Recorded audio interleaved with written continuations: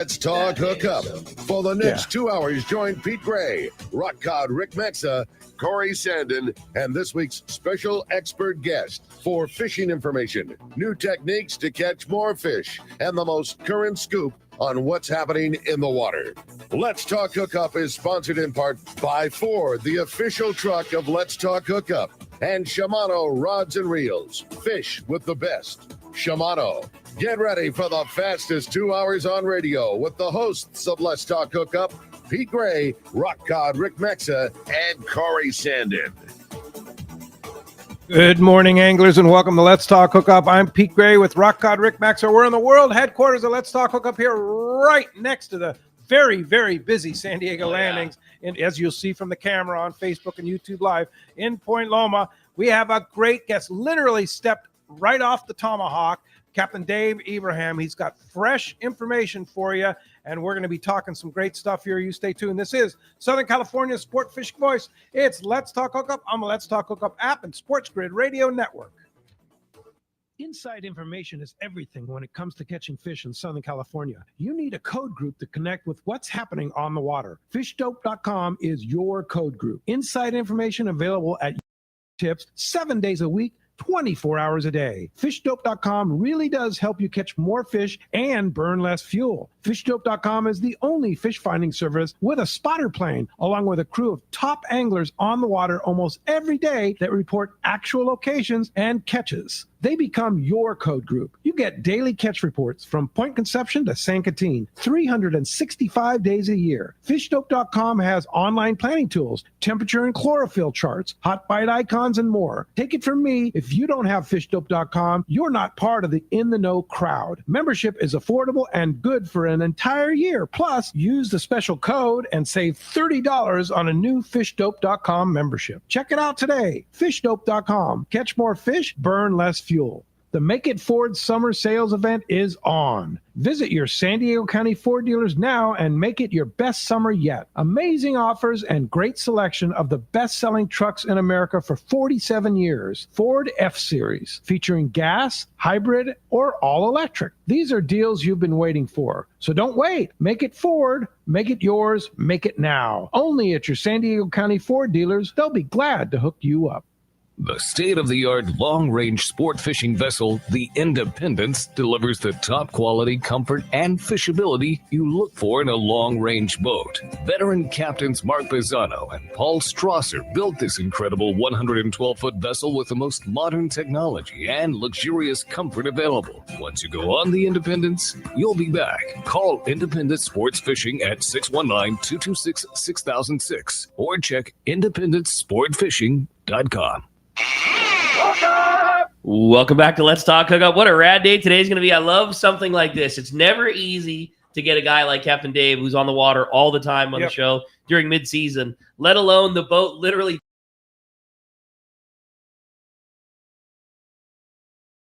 For sure. And good morning, Captain Dave. Good morning. Thank you for having me. Great to have you. And as you saw from the camera, the outdoors on Facebook and YouTube Live, it's a very busy morning in San Diego, including you, right? You came in at 6 a.m. Yes, boys are still down there cleaning the boat. And RP came in, the Islander came in, looked like the Vagabond was in, and Tomahawk, of course, Pacific Queen. And boy, it was a busy morning. Busy, a lot of movement, a lot of action here dockside. Processors are busy today. Oh, they love it. Yeah. And you had a great trip. Yeah, it worked out well. That's definitely, awesome. definitely some filter and nighttime stuff again. So jigs getting back in the water and making sure your jig game is strong and some daytime stuff too. So definitely a couple different angles to land a couple of these fish. Yeah. So what was the hot deal?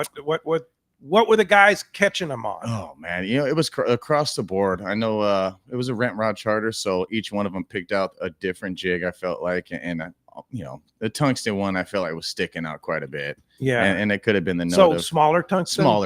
Yeah, exactly. And that could have just been for the reason that there was probably more of those being fished. But that, and then this 30-pound fish. So it was kind of like you get warmed up with the 30-pound fish, 40-pound fish, and then kind of set yourself up for the Super Bowl nighttime fishing. So having the good stuff and in proper gear, it worked out well. I know they rented all the rods and Fisherman's Landing has always had the good stuff, and it matters. Great weather too. Weather, Exactly. It was kind of It was just almost too good, you said. almost eerie. It was almost too good. Really? That's cool. No wind. No wind. It was Hard to nice. fly the kite. Hard to fly the kite. Yeah. You deserve a little bit of a break. There's been some bump and some swell the last. It's not supposed to be like yeah, that. exactly. Right Yeah. Oh, it was definitely some felt like bull riding a couple trips, being in the wheelhouse. But overall, still able to make a catch. So that was the big thing. Another thing too is that Tomahawk. I mean, you guys, you're not on a little charter boat. It's a big boat that handles weather very well. Yep. It's very comfortable. Yep. So I mean, I know nobody likes fishing when it's when it starts getting up there 20 knots plus, but a boat like that can sure make a big difference when it's very comfortable and it's Absolutely. very dry and it's very big. You're not bumping Absolutely. around to guys. I mean, that boat in particular really handles it well. Absolutely. Yeah. It mattered for sure. Definitely. Helped out. So tell us about the Tomahawk. It's relatively like a couple of years now that you've been running the boat, Yeah, right? Exactly. But, It's the second season. So in the terms of the whole fleet, it's kind of relatively new guy on the block, right? Yeah, exactly. Of course, being in numerous wheelhouses since my whole stint in this industry, but taking the reins and being the head guy, the boss, it's been fun. It's been fun and learning curve and listening to all the old wise men that I learned from. It's like everything they said. It's panning out for sure. Who's kind of your mentor on that? I'd say a big part was Brian Kiohara, You worked for Ray, Brian for years, and right? Sam. Exactly. And it's of course all the other wheelhouses. I mean, I feel like you take tidbits from each one, and it's it dates back to when I worked with JJ. It's like the fish handling. It's like these things it just sticks with you. Yeah. And then here I am doing the same thing, barking at the crew. And look at you now. Oh yeah. Dave had such an interesting background in that, when I know you were going to school for a real big license, which let you be available like to freelance for a lot of guys, and you got to spend time and literally most of the long range fleet. So I mean, what a great, like you say, background. I mean, sure you spend a ton of time with Keo and Ray, but I mean, just to get to see how all of the top operations run their operations. Yeah, it was. And then to have your own, what a great background. It's funny how things shape out, because that was exactly it. And being hungry and knowing I wanted to try to do the land stuff or tugboat, but being home a little more, having little man, and it's like find myself back in it once this industry grabs you. But it's the purpose. What's it like having your own boat now? Oh, it's a lot. It's a lot on the table, and just you're trying to please and train up young guys so this industry can continue.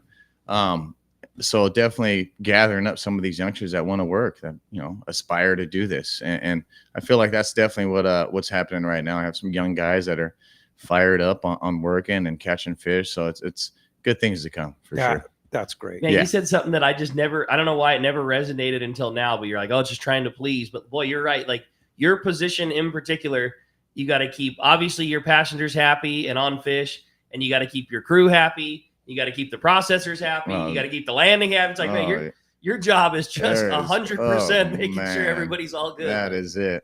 Just pleasing everybody. Please. Yeah. Exactly. And then, the family on land, it's like Of everything, course. but I mean, it's you find ways to adapt, and it just somehow works out in the end. It's meant to be. That's it. Yeah. So Tomahawk's running pretty much charter or open party trips out of Fisherman's Landing, exactly, right? Exactly. Yeah. I know even we're getting hit up for charter dates next year. And I mean, how it is, I yet to make the schedule, but it's one of these gigs. If it's someone that wants to charter the boat, if there's days that are liked, it's put them in now. Put them in now. And make yours now. Make it now. And it's as simple as me making the open party schedule around that. Once you have the core of who wants what days, then the rest can come. Yeah, exactly. For sure. So mostly day and a half, 2-day trips? Mostly day and a half and 2 day. And you try to base the schedule, at least me making the schedule off the previous year, months and looking at my log and, moon stuff. And I feel like this year, a 2.5 day, 3 day was needed, just on the note that, that 1 day and a half, it's like, it's nice to have more time. So I think I'll filter in a few more 2.5s. I think the 2 day angle, leaving at 11 a.m. that's a good angle when there's nighttime stuff. So it's hard to predict what the season's going to be, but I mean, day and a half, I feel like are the minimum that I'd like to do, which we still have a couple overnights, which are fine. And we always make those work. But definitely that day and a half angle at the minimum. Just having time to be able to, I mean, frankly, to be able to swing and miss sun up to sundown and still have opportunity to catch them on the next, whatever it is. Like, exactly. Because you're on the grounds and there's nothing replaces time. And obviously you've done it more than most. Like you can show up and whatever, put the anchor down and start catching right away. Yeah. But there's sure a lot of times when it takes the current shift, or it takes them going from day to night, or vice versa, or whatever, and having that extra time in your back pocket. It definitely helps. Absolutely. I mean, that's the thing is it's, a lot of us work together here in the industry and finding out info and all that stuff. It's like everything works out somehow, somewhere. It's cool. Funny how it is. It's amazing to me how fast the word got out on Tomahawk too. And you, no doubt. I mean, right? For real. Right. Yes. I mean, really. And like we talked about, it's a really young operation, being only 2 years old compared to other guys in the fleet. But man, it's like you guys are busy already. It's a treat. But you guys did a lot of work on the boat last year, right? We did. That's what I want to say. Like, it was a boat that had a little bit of struggle with ownership and previous and whatever else you say, to like 2 years, the machinery and the equipment and the crew, and most importantly, like how well everybody steps off that boat loves it. It's been an amazing transformation. Yeah, it has. And what kind of things did you do to the boat when you guys? We basically took everything off of the house, took it down to bare wood pretty much, and just did a bunch of, fiberglass and beefed it up and just made sure everything was sound. And then along with putting, new stuff on the roof, new antennas, and just making sure it was sound to at least get info we need and not have anything leaking on the roof and stuff like that. So we redid the whole house. And this next year, I keep throwing the idea around of, with this whole repower thing, it's obviously that's going to be the main one, but, redoing the galley. It's like, I want to do it all at once, but knowing that financial stuff, everything has to be planned accordingly. So repower this year, though. Wow. That's I know we are waiting on feedback from the mechanic to see, and it's on the radar. It just depends if, getting the motors and making sure we set up a date to get those things in. So it's on the radar.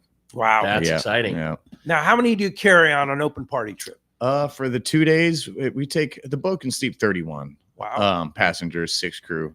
But for 2 days, we take 28. And I think next year, making the schedule, I want to take a few more people off. Just on the note that it's like an ultra limited load. Ultra limited load. People really, are willing to pay a little bit more and have a better experience. That's exactly what I'm. And if it means a load of 24 or 25 or 22 or just less. That's what I mean. It's a big boat. It's day and a half. For right now, we do 28 on the 2 days and 29 on the day and a halves, and just to have a couple extra bunks and maybe they could store the gear on it or whatever it may be. But next year, I think the angle is going to be a little lighter load, a little more on the ticket price. But like you said, it helps. Worth it. For sure. Totally. Yeah, no question about it. And then as far as charter dates, like the one you got off this morning was only 20 people, right? 20 people. How cool is that? Bachelor party. Bachelor party. Oh, they enjoyed themselves. Yeah. They enjoyed themselves. Drank a couple beers. I would say moderation, but it might have been a step up from moderation. But they caught fish. They did. Yeah. They did. The first night it was like, wondering if they were going to be at the rail, but sure enough, they were at the rail the whole time. Yeah, nobody went overboard. It's a good thing. Yeah, everything was good. It's a good thing the weather was good. We had to keep a good eye on them, but they handled it well. That sounded like too. You were saying that you guys got a little taste of everything. It's not just a nighttime game, or it's not just a daytime thing. Like you guys got little pieces of everything. Exactly. That's exactly. How nice is that? Too? It was very nice. I mean, there was a couple of times when it was biting, and half the guys were asleep, but it was. It's this guy's trip, so tell the crew, drop a line in, and at least try to get some of these things to bite. Yeah, so it was fun. Oh, cool. You had fish up to 80 pounds. We had a couple that were even bigger. I know that. Oh, that's right. You said you had a 200 we pounder? did, and it was stopping on 80-pound fish, and next thing you know, we catch 160 pounder, 170 pounder. Yeah, that's I awesome. wanted to see what it was. The boys taped it out and said it was 170, but I wanted to see what it was on the processor scale. Just to make sure they taped it right. But, a couple big ones in the mix. And how were those caught? Those were the nighttime stuff on the jigs. Yeah, on the jigs. On the jigs. Which jig are you recommending people to go into Fisherman's Landing and grab if they haven't have it under their box already? Right? Yeah. What's a Tomahawk favorite? I know that one was caught on the Tyson. I know that one for sure. How big of a tungsten? It was it a 350? Oh, geez, big one. What's the gram weights that come in those? I know it was a tungsten for sure. Yeah, the heaviest tungsten we carry is a 220. Oh, okay. So it had to have been a tungsten. Yeah. I know the West Coast jigs, that was one they kept picking, and it could have been for the color scheme. West Coast HD has been really popular too, and that's a 350. Is that a tungsten or no? Not tungsten, but it's very it's just like dense, short, a little bit shorter, a little bit more round. It's very heavy. You know what I mean? Where like the KB knife jigs are longer and skinnier, those are shorter and fatter. Yeah. I mean, I know for sure we had one on the SK jig, one on the West Coast, and then tungsten for sure. I thought it was a bigger gram, but yeah, you correct him. Correct me if I'm wrong. I like those SKs too. I like selling those SKs to guys because knife jigs are not cheap. You know what I mean? They're not cheap. They're not cheap when they're done right. You know what I mean? Like you can buy one off the rack just about anywhere with a $20 price tag or even lesser on it, but that thing's not going to be right. And exactly what Dave had last night is the reason. If you were stopping on 40 to 80 pounders, you could probably catch that just fine with the regular gear. But then on the same stop, if you hook a 180, stock hooks are probably going to fail. The small leader is going to give you problems. Like by the time you're all done, like it takes hanging a $20 set of hooks on those jigs to make them right and things like that. So those SK jigs are nice because in my mind, it's the least expensive knife jig that from the factory comes rigged with appropriate hooks and all that kind of stuff. Gotcha. I agree. And so, so how were they rigged? I mean, the ones that, how do you like to have people rig for that reason, as Rick mentioned, it's having it leadered up and all correct. The swivel that we straight tie with the mono shooter. I like doing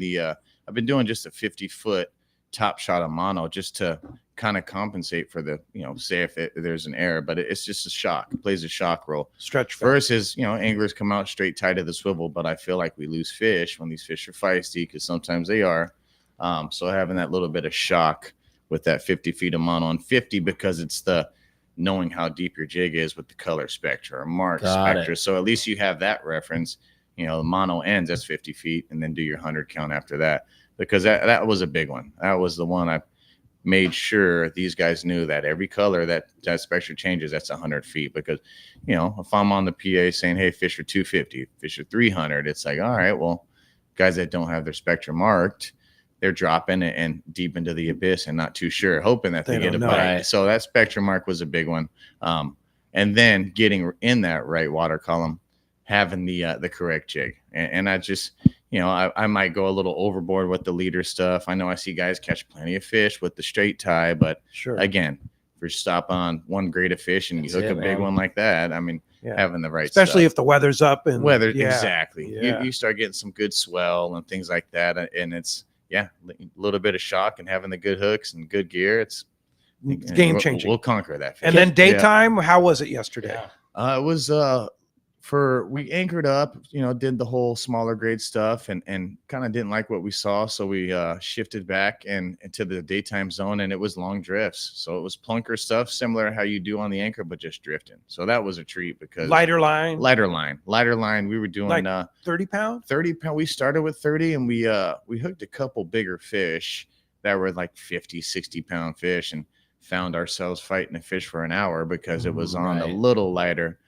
So then we switched and kind of got 40, 50 pound out there fly lining, which it's a little tougher to fly line, but it's like, we got to have the right gear out there. Smaller hooks, finesse. At least I feel like every angle we're fishing live bait, I try to keep it as small. If just, granted you stop on a school and only hook one, and in the back of your mind, you're thinking like, let me get a little more finesse, smaller hooks, stealth it up a little bit, but yet be strong enough to land that fish. So definitely, taking notes of these things when we stop the boat. For sure. Well, as you can hear, we have a great show lined up for you. Fresh information here this morning, literally from last night on Let's Talk Hookup. And just a guy with a background like Dave's from fishing small boats, big boats, sport boats. Just going to be a great show and a lot of fun with a great guy. And we're going to be talking about a great operation with the Tomahawk. And more than anything, we're going to be talking to you. If you want to join us this morning, we would love to hear you. Back to our regular old phone program from yesterday. So back to the standard call-in number, which is 213-432-1090. Again, 213-432-1090 is how you reach us here on Let's Talk Hookup, or send us a text. Man, the text came pouring through before the show even started this morning. Some great questions lined up for Captain Dave. And if you want to send in a text, we would love to have you do that. That's only available through the Let's Talk Hookup app. Free download, easy to find, and the only way you can text in your questions to Let's Talk Hookup is through that Let's Talk Hookup app. Make sure that you include your name and your phone number, little contact info with your text message, just in case you win the big prize at the end of the show today. And man, what an opportunity a prize, huh? are we giving away Thanks for to one Dave. lucky caller. No doubt, Dave. It was very, very cool and so generous of you to do for one of our lucky callers or texters. Somebody's going to get to go fishing on a day and a half trip on board the Tomahawk. A day and a half. Fishing. It's a weekday trip. Yes. Good, but it's good through 2025. Yes. There you go. So you'll have a lot to choose from, either the remaining of this year or next year. Well, I want to go right now based Yeah, on I would based say. on what those guys caught right now. But Day and a half. what an amazing opportunity. And Dave, that's really generous. Thank you, man. That's Absolutely. awesome. Thank you guys. What a cool thing. Again, if you want to get your shot at that, or better yet, just your chance to talk to Captain Dave, get your questions answered,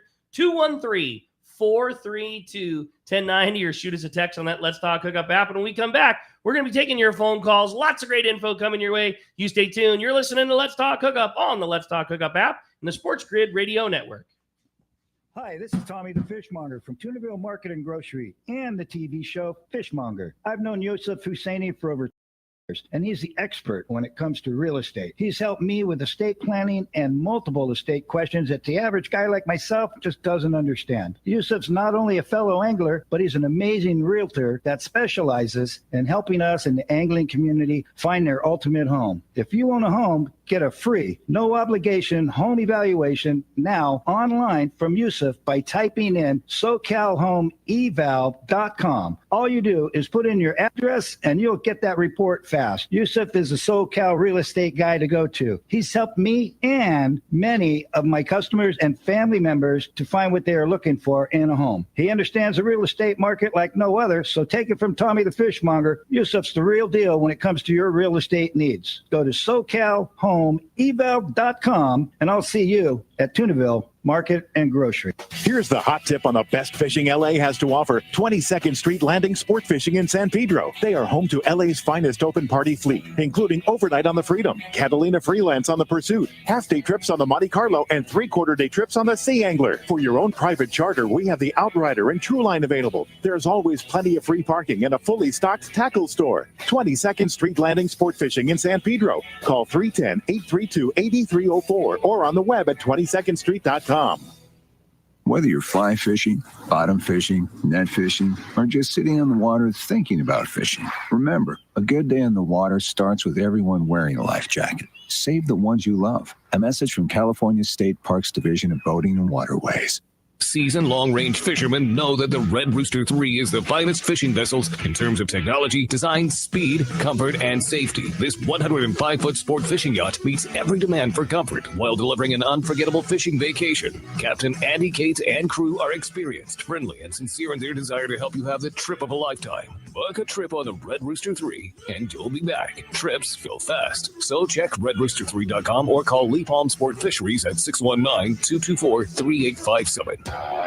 Hey everyone, James Holst here with Norsk Lithium, the official battery partner of Let's Talk Hookup. Here at Norsk Lithium, we have two goals that drive who we are and what we do. The first is to make the highest quality, longest lasting lithium batteries available with a complete lineup of batteries that include 12, 24, 36 volt, and starting batteries. Second, in addition to offering a 10-year warranty on all Norsk Lithium marine batteries, we provide amazing customer service before and after the sale. Check us out online at norsklithium.com. That's Norsk lithium.com, or call us at 831-232-9063. Or to see Norsk Lithium batteries in person, stop by the Trolling Motor Doctor in Lakewood or Anglers Marine in Anaheim and see why Norsk Lithium batteries should be in your boat. No matter where the adventure takes you, we've got you powered. Norsk Lithium. Welcome! Welcome back to Let's Talk Hookup. Having a great time already this morning. Phones are packed. Texts are pouring through. Yeah. No doubt when you have the captain of the Tomahawk in here, it's a busy day. If you're watching the cam on YouTube and Facebook Live, I have it still up there, and the role players pulling out after their unload and heading for the fuel dock probably. I would bet so. Reload and go catch some more fish. Dad, and those guys are always tricky. You know, big days like this, all of a sudden you'll turn around like, man, where's the RP? Like, all the people are still here. And like, you realize they had already like fueled and then baited up while everybody was loading passengers. They slid out underneath everybody, fully baited up, came back through a backup other guys, and all of a sudden they boogie and like somehow got a jump. Like, but now you can see the Tomahawk on the cam too in the background, which is cool because they moved. But I will say this: talk about processors, and there was an issue, and this is something really important for people to understand. Each individual person needs to have a reservation with the processor when you're going fishing. It's not, if you have a charter, you can't make it for the whole group with one reservation, right? On busy days, and I think that's what we're seeing this morning. Busy days, so it puts pressure on the processors when there's not enough of room for what they can hold or do for that day because of how many. When the RP comes in, it's a busy day. Exactly, and that's been the tough thing is for us on these trips. It's we would fillet, but when there's only one or two anglers that want their fish filleted and say it might get mentioned later in the trip when all the fish are buried, that was kind of the tough angle of like, we have to pull everyone's fish out and, you're trying to preserve quality. So that was the tough side of it is I'd like for people to go to the processor just on the note that the quality you get back, it's vacuum sealed. It's not in a Ziploc with blood in the corner because good quality. That's it. I mean, you pay the good money to come out fishing, you have a good time, and one less thing to worry about. I feel like that's making progress. And it's not cheap to have it done right. It's not, but it's worth it. It's worth it. I had a piece of Patrick G went on a trip down below and shared some tuna with me. We had it the other night. Unbelievable. It's so good. It's so good when it's done by Fisherman's Processing. It's just like you pull it out of the package and it's ready to go. There it is. You had mentioned a little bit before too that you came up under some of like the very best in terms of fish handling with JJ and Brian and I know you did the Star. Like what are those things? Like what are the fish handling things that like set it apart from I know that you've always stressed that every time you've been on here. You guys are a premium product. Like that's your biggest focus. Like what does it take to keep it premium? Step one is trying to get the headshot. I mean, some of these nighttime fish, I feel like we find ourselves just needing to get a gaff in it because they're feisty or going. But headshots, of course, that's I always try to stress on that just to make sure preserve. So that gaff hole in the meat. Sometimes you gaff them in the meat. That's just like we wanted this fish on the boat. I think we can fish on the boat's more important. Exactly. And once it gets on the boat, spike them, bleed them, gill and gut them, and throughout that whole fish's life on the boat, only one side of the fish hitting the deck. And keep the good side up. Really? Whether it's photos or just at least one side of the deck or one side of the fish on the deck. And what the boys are good at, and again, just making sure they have the idea and reason why, not just saying, hey, do it. But midday jumping in the fish hole, shifting those fish. It's a spray brine system, 32 degrees, 30 degrees for a couple of these longer 2.5, 3 day trips. But jumping down there and shifting those fish. I mean, it's, Raymond at Fisherman's Processing and mentioned whatever you guys are doing, keep doing it. And if Raymond says it, man, I might even mention that in the seminar, just being proud and you should giving the boys compliment. And even Brian Kiyahara called and said, man, I'm right here at the processor looking at the fish that came off your boat. Keep doing what you're doing. So that's rad. These little tidbit, good data boys. It's nice to get every once in a while. Like, for sure. It is. Practicing something good here, preaching something good. It's a good thing. That's sure. It. And then the whole gill and gut too. Whether it's me down there gilling gut, and I still got the itch. I need to get down there and show the nice skills. But overall, I think some good fish quality coming off. And can you gill and gut that fish without turning it over? Yeah, absolutely. Wow. Absolutely. You're good. There's the one cut, the magic cut that will definitely take you from good to an all-star. That is such an impressive thing to watch a crew like, well-oiled machine like the Tomahawk, like how simple they make that task look. And then you're on your skiff like, okay, I got this, man. I watched Dave do this 100 times. Not that big of a deal. Rip the gill plates open, make a couple of cuts, cut the bottom, and like, here we go, pull it out. Like, no, hacking away. I'm still a lot harder than it looks. I'm still attached somewhere, man. This thing's not coming out. Foot in the mouth, pulling on gill rakers, can't get the thing to move. Like, get you. And then you look over and Dave just like snip. Okay, it's hollow, it's clean. Scrub it out, put it down. Like, what the hell? Yeah, that's it. Very impressive. Phones are packed, Rick. Let's jump into it. Got it, man. How about we start it off this morning with John? He's calling us from Escondido this morning. John, thanks for getting us started here on Let's Talk Hookup. Hey, good morning, gentlemen. Great show as always. Dave, I'll be coming out end of the month. Leave on the 29th. Come back on the 27th. We come back on the 29th on a 2-day. Bringing my brother-in-law with me. Very nice. Cool. And can't wait. But you have a trip middle of October. It's a 3-day. Leaves on a Friday. I think comes back either on a Sunday or a Monday. Didn't have very many people on it. What would be your minimum that you would be willing to go out on? The number, it's been 12 is the minimum number. And I'll make sure I mention that to the landing, at least to put it in the little trip slot on, info about the trip.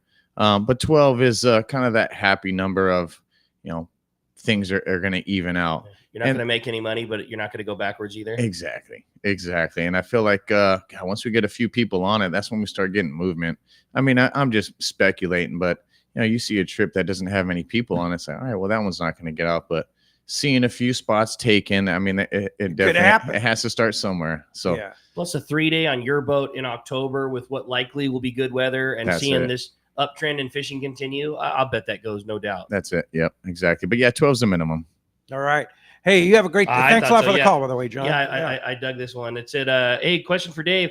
I'm very interested in fishing on the Tomahawk. I've been watching the amazing work you guys put into the boat, and it really shows beautiful how different it is from when Dave took over from when this started to when Dave took over. Can you share a little bit more about the accommodations and features of your boat and when you expect the 2025 schedule to be released? Can't wait to go fishing with you. Dan from Pomona. Oh, I like it. So, it has a big galley. And the cook we have puts out great food. It's just the sauces. Now, are the food included in the trips? It varies. For the longer 2.5 day, 3-day trips, it is.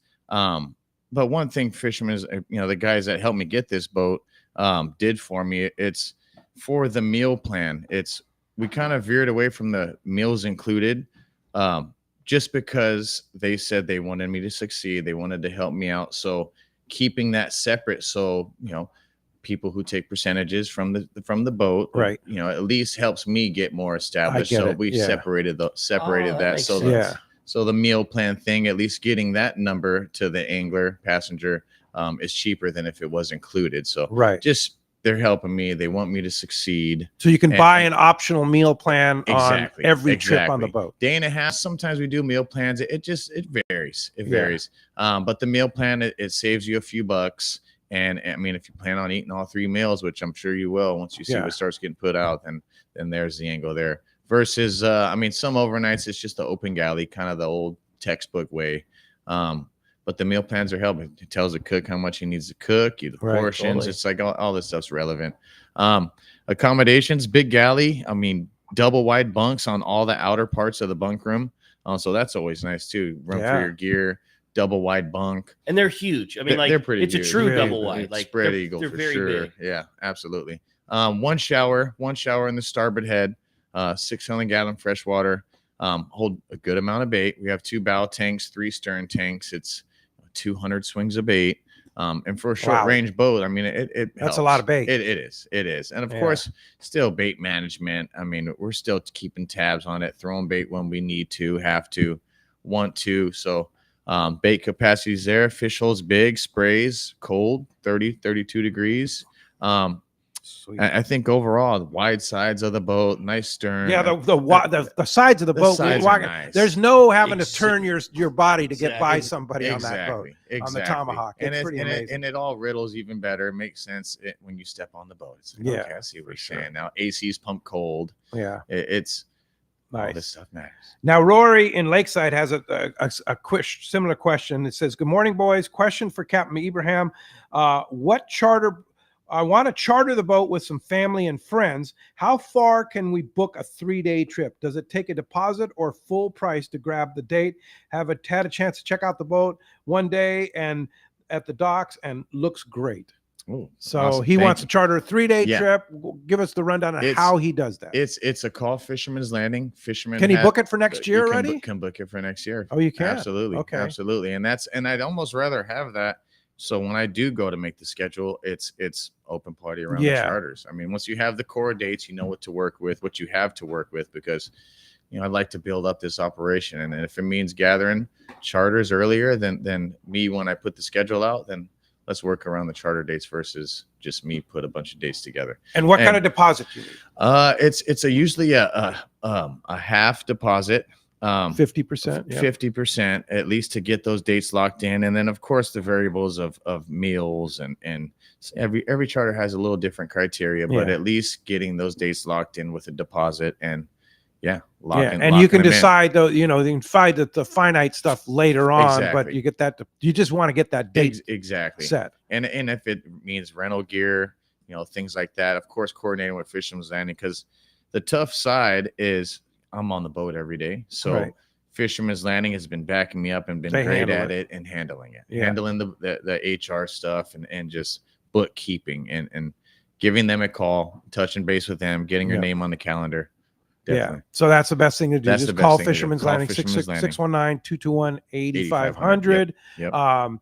Just say, hey, I want to charter the Tomahawk for 3 days in June 18th of 2025. Yes. And then I'll even take the extra step going there and make sure they know exactly, and it's on their radar. Calls do start coming in. So just keeping everything up to date. Get the date down. Keeping everything. Promise you better get down now or else. Straight over there. Like Pete said too, like this boat is just like on that crazy trajectory. Like this is just going to be one of those things where you need to get your chartered time locked in and be that guy that has, hey, we do the third week in July every year, same time. Like if you want that spot, like they're going fast. And that's it too. Even with this year, I know there's been a couple charters where they want to lock in the same date for then next year. And that's priority. So if they charter the boat and they like those days, they want to charter those exact same days the next year.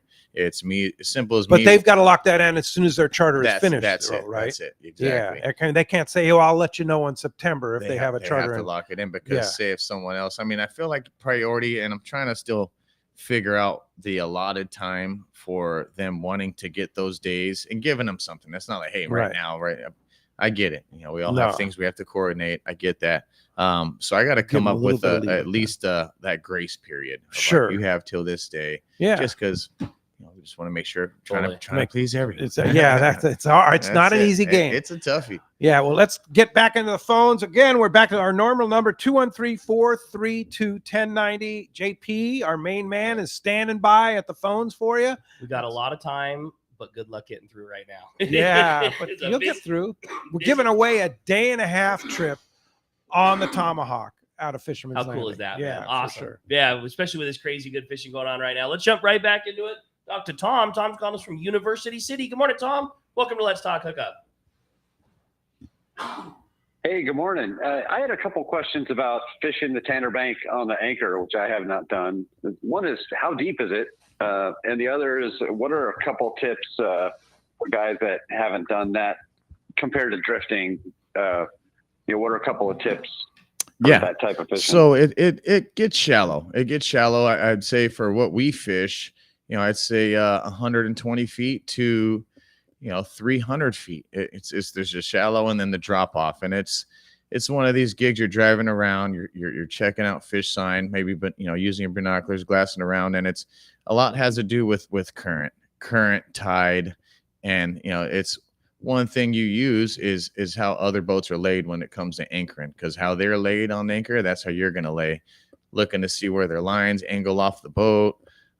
So definitely taking tabs on that. And it's, if you see some fish, how that bank works is if you see fish, drop your anchor. If it's good bottom, it's knowing your fish finder, knowing if you're going to anchor up in the mud or hard bottom. And it just learning the fish finder, because that good fish finder, good transducer, you're able to gather this info, at least on the anchoring side of it, and correct anchor gear. Because, even us, our big boats, we drag, safe. It's swelly out there. We drag. So knowing anchor, having the good fish finder to tell if it's hard bottom or mud, and learning the currents. Like there's different ways. I mean, I feel like it's taken definitely some dissecting it to figure out current sometimes, because sometimes it's slack.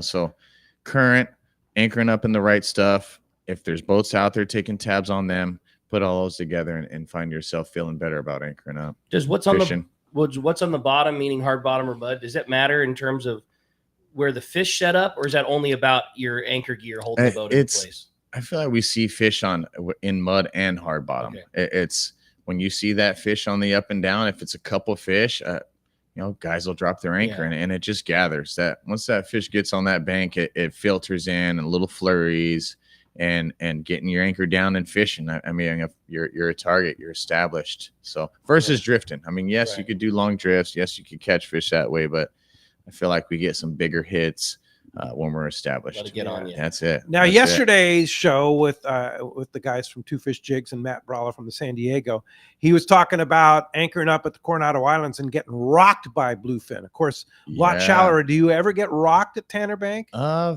can't say it. No, to be honest, it's just deep enough. Just deep enough. Yeah. Exactly. And it's a different breed down there. And it drops off quickly. It drops off. Yeah. I mean, it's a pretty decent sized shallow, and it's there's just we see fish off the edge, and it's just trying to figure out what these fish are doing. But those binoculars, I mean, there's so many factors into making a catch out here. Moving parts and having good binoculars to keep tabs on stuff, look for bird life, fish boils, and bait. You get these smaller boats having bait capacity. Gotta have the bait. But it's a different breed of anchoring at those Coronados. So definitely more power to those guys, because they have a lot of different factors they involved got some there. Factors down there. Oh, so when you're talking about meter marks, are you talking about on your sonar, or you're up and down? Up and down. Up and down. I mean, we see stuff on the sonar, but when you're getting over fish marks on your up and down, I feel even better about dropping anchor in an area. Okay. Because it's all right. These things are scattered out, and it has the potential to build, definitely. But seeing it on the sonar first for us, but for guys that don't have sonar, I mean, use what you got. Use your tools. For sure. Hey, we had a great text come through. This one's good. Good morning, guys. We had to cancel a charter on a different boat last year, so several of us were able to jump on an open party trip on the Tomahawk. Captain Dave and his crew impressed us so much that we've moved all of our charters to them for this year. Can't wait to see you again October 1st. That's Tony Russo and Hesperia. Oh, nice. Looking forward to it. Nice comment. Fishing out more. That great Tomahawk. For sure. Hey, when we come back, we got a lot more Let's Talk Hookup coming your way. We're going to check in with the catch report. Lots more phone calls and texts. You stay tuned. It's Let's Talk Hookup on the on the Let's Talk Hookup app and the Sports Grid Radio Network. Let's talk so we have a long range fishing. This is Captain Frank Capresti of the Royal Polaris and the Shogun. Nowhere on earth will you find Pete, real quick, you got Shimano Live Spot right after this. To have several top-notch operations to take you to the most productive fishing grounds in the world. We all offer good food, comfortable staterooms, huge bait capacity, and top of the line electronics. So why would you choose the Royal Polaris or the Shogun for your next long-range trip? What sets us apart from the rest? It's pretty simple. The boats, the crew, and the service. From the moment you arrive at Fisherman's Landing, the service begins. We help you load your gear and do everything possible to get beginners or seasoned veterans ready to catch fish. When it's time to fish, the Royal Polaris and the Shogun have the edge there too, delivering the two best fishing platforms in the fleet. But don't take my word for it. Come fishing with us. If you want the best, it's Royal Polaris and the Shogun. For more information, call 619-226-8030 or on the web at royalpolarissportfishing.com or shogunsportfishing.com. Hey, it's time to talk about great gear from Shimano. And, we've been talking about that new Talica A, and now with the addition of the 20 and 25, so many new great features. The low gear is super cool. That's the biggest thing. Yeah, I mean, they're awesome. The new 20 and 25 both have new handles. The new 20 has the same shape of that handle knob, great for jigging and live bait fishing and fit in your hand, but it's larger, so it fits in your hand a little better. The 25 is switched to a power style handle.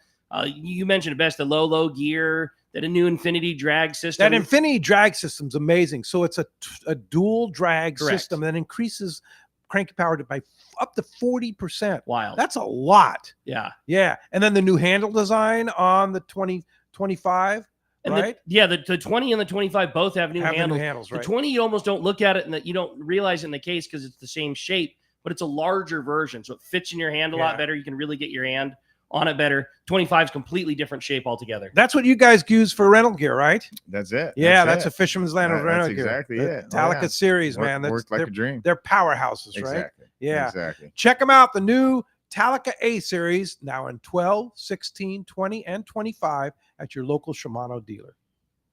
Gamakatsu is not just all about hooks. There's so much more, including the new Gamakatsu fillet knives. Once you try one, you'll always want more. The new tools are also very special, including the Gamakatsu braid scissors, ceramic blades, so they'll never rust. Check out the new lineup of shirts and hats, and of course, Gamakatsu fishing pliers and boxes are amazing. Gamakatsu, much more than just the best hooks. Get them at your local tackle shop or at gamakatsu.com. There are moments that change our perception of what is and isn't possible. Cosmic shifts where the stars align with the earth to alter how we see the world. The release of King Tide is one of those moments. This is the crowning achievement of Costa's 40-year legacy on the water, the culmination of every innovation and lessons learned up until this point. Wins and losses and highs and lows have brought us here to stand witness to a legacy brought to life, to achieve the ultimate potential on the water. Costa King Tide, rule the water.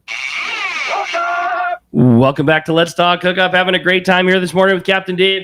Been a very busy morning on the phone, but like Pete said, still tons of time to get you through. That's 213-432-1090. Yeah, for sure. Time for the catch report. That it is, man. And today it's sponsored by our great friends at Summit. Hey, Summit Gasoline at the San Diego Sports Arena is the place to fill up your car, your truck, or your boat with the lowest gas and diesel prices. Did you know that Summit also is the great place to get the lowest prices on ice and snacks for your trip? How about this?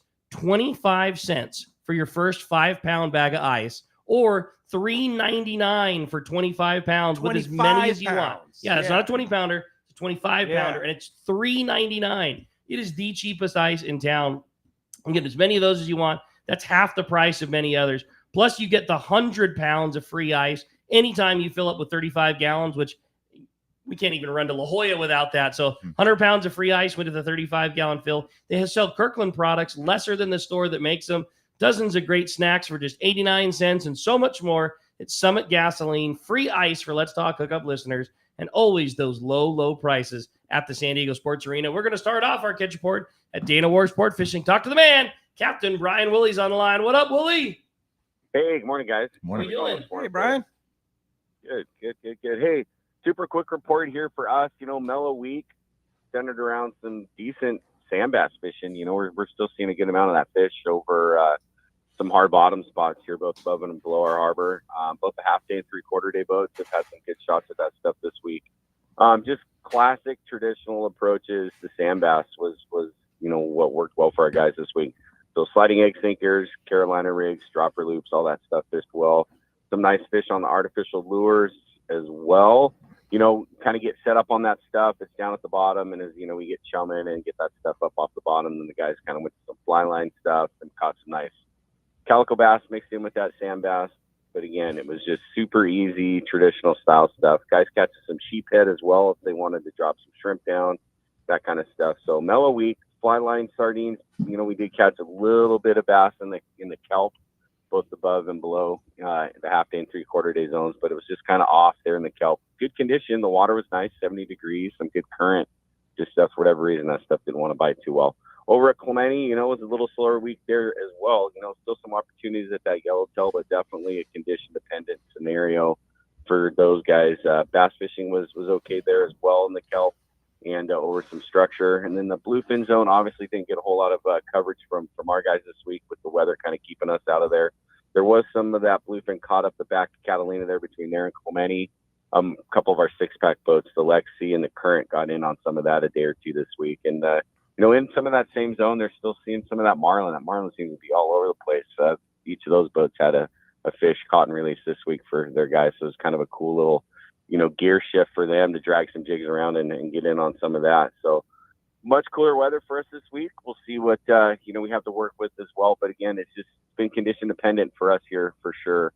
half and 3/4 day fishing. So just kind of had to poke around and see what we can find. And there was a little bit of rumor, some yellowfin on some dolphin close to home too, in a couple different zones. So we'll kind of keep an eye on that as we're, to and from Catalina this week. And, we have been making some loops in the morning, getting out to the 267 a day or two. Some of our guys are making that loop before they come in and fish bass, just to kind of keep that little stretch of water on us too. So a little bit of talk of some of that around. So we'll, keep the jigs out and see if we can, stumble into some of that, and maybe it'll be kind of a welcome little shot as well. So give us a jingle here if you want to hop on a boat this week. Our number 949-496-5794.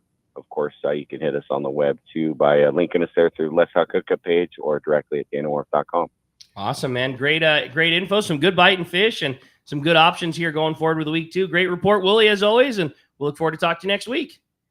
Cool, guys. Thanks for that. We will talk to you then. Thanks, Right, Willie. Appreciate that. Willie. Well, let's jump into the phones while we're waiting for the surf guru, Gundy Gunnarsson. That sounds good to me. How about we talk to Jim? He's calling us from National City this morning. Good morning, Jim. Welcome to Let's Talk Hookup. Hey, morning, Rick, Pete. How you doing, David? I'm doing well. Me and David go back. Well, yeah, we've gone. I fished with David for about 25 years. I remember, Jim. How are The you? American angle. Yeah, good, brother. And about 6 weeks ago, I fished on his boat with a bunch of my friends. We had a great time, got limits. It was real good. But what I wanted to say about David is, like I said, we go back 25 years ago, and we almost lost David to the Coast Guard. Lucky for the sport fishing industry, we didn't, because I'll tell you, we got a real good guy with a lot of integrity. I got a 12-year-old granddaughter who loves to fish, and my main concern nowadays is safety. And I can tell you that David is one of the most concerned people as far as safety and the engineering of his boat. He's been on there 2 years. He knows every screw, nut, bolt, wrench. The guy is thorough and very safety conscious, and a great fisherman. Oh yeah, there are a lot of great fishermen out there, but he's got integrity. And Dave, it's been a pleasure knowing you, fishing with you for 25 years, brother. Thank you, Jim. Awesome. That goes a long way. That's cool, Jim. Very nice. Hey, thanks for the Thank call, you. Jim. Nice to hear from you. Appreciate the call this morning. I have a great text here that came in from Dean. He's calling from the 805, so up there in the Ventura, Santa Barbara area there. He says, I'm Dean, and when you're looking at tuna and other fish on the sonar, how much time does it take to figure out what size species the fish is that you're looking at? Ooh. So, I mean, sonar, it's all about the angle these things are swimming at. You see them on the sonar, you turn the boat at them, and you'd like to think you get the good judgment there on the sonar, which, yes, you can sometimes. But I feel like when you get over the top of them with the up and down, your fish finder, that's when you're a little better able to see the size of it. And there's variables, whether you're going fast or going slow, like they mark up a little differently. But I feel like seeing it on the sonar, turning on it, getting over the top of it, and at least getting the better idea when you're over the top of it on the up and down. So you can tell the size? Yes. Can you yes. tell a difference between a bluefin and a yellowfin? That's the tough one. I was going to say, how would you do that? Oh man, I wish I could jump out and we could call it, but I mean, it's all area situational. When you're in certain areas, you feel like it's going to be this species, and then of course, the best sign, getting them on the boat. But yeah, getting over the top one with the fish finders is the better way. That's cool. For sure. Hey, thanks a lot. Appreciate that text. And let's continue our catch report, I believe. No, I guess we missed some. Yeah, not yet. We're still waiting for the surf guru. But I had another great text come through. It says, good morning, guys. What a great show. My question is for Captain Dave. I always hear the term that some anglers get labeled as fishy. What are some of the techniques anglers need to practice to become one of those guys that Captain Dave was talking about, saying, man, that's a really fishy passenger? God, it's putting in the rail time, of course, bait selection, and investing and having the correct gear. I mean, at least that's the beginning steps. But I mean, being on the water, changing your bait, listening to the crew. It's we stress it enough. You hear me on the PA when fishing on the Tomahawk, and whether it's follow your lines or hey, change your bait. I know you guys have been out there for a while. It's being at the bait tank, having the best bait possible, having the correct gear, the correct jigs, correct, it's all connected somehow, some way. But, asking questions, seeing, a fish comes over the rail, say it's a knife jig fish, and taking the extra steps to where you see that fish has a jig in his mouth. It's like, what jig did he get it on? And taking note to like little tidbits of information can at least get you in a better chance to catch a fish. Making sure that you communicate with your passengers and say, Exactly. hey, this one was caught. We're catching them on this. Exactly. Yeah. And I mean, it's putting in the rail time. Yeah. Putting in the rail time. Time on the water, That's right? it. So many people underutilize the single best source of information that exists, and it's the crew on the boat that you're going fishing on. Like everybody loves to do all their research and their homework before they go. That's half the fun. You're checking reports and you're calling the tackle stores and you're reading all the internet posts and all those things to get yourself fired up and get yourself in the ballpark. But things change all the time. And like, as soon as you step on that boat, like that's the biggest value of your ticket is you get to talk to the crew that was there that night. Like they took the hook out of every fish that got caught. You Hot off want the press. to talk about hook size. Like, talk to the guy that was taking him out of a fish, not the guy which was that what Dave was doing last night and yesterday, right? I mean, we talked about what hook styles you like on your knife jig, top or bottom, this hook, that.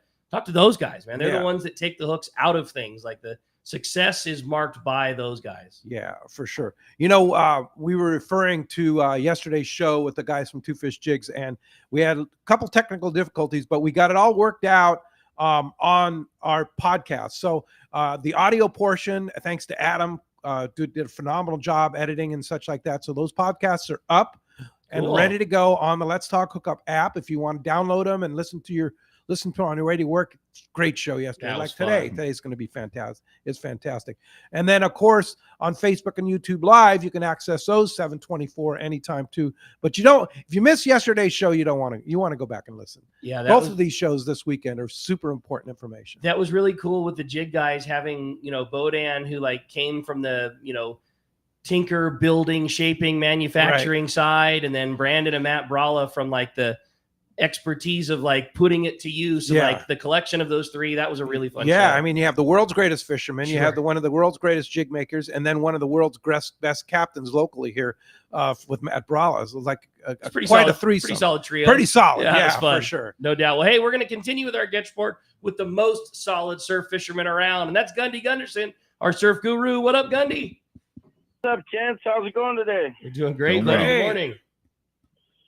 Hey, last week it was really good, and then certain stretches slowed down again this week. I guess that's the fate this summer, is just to deal with inequalities. It's just it's conditions.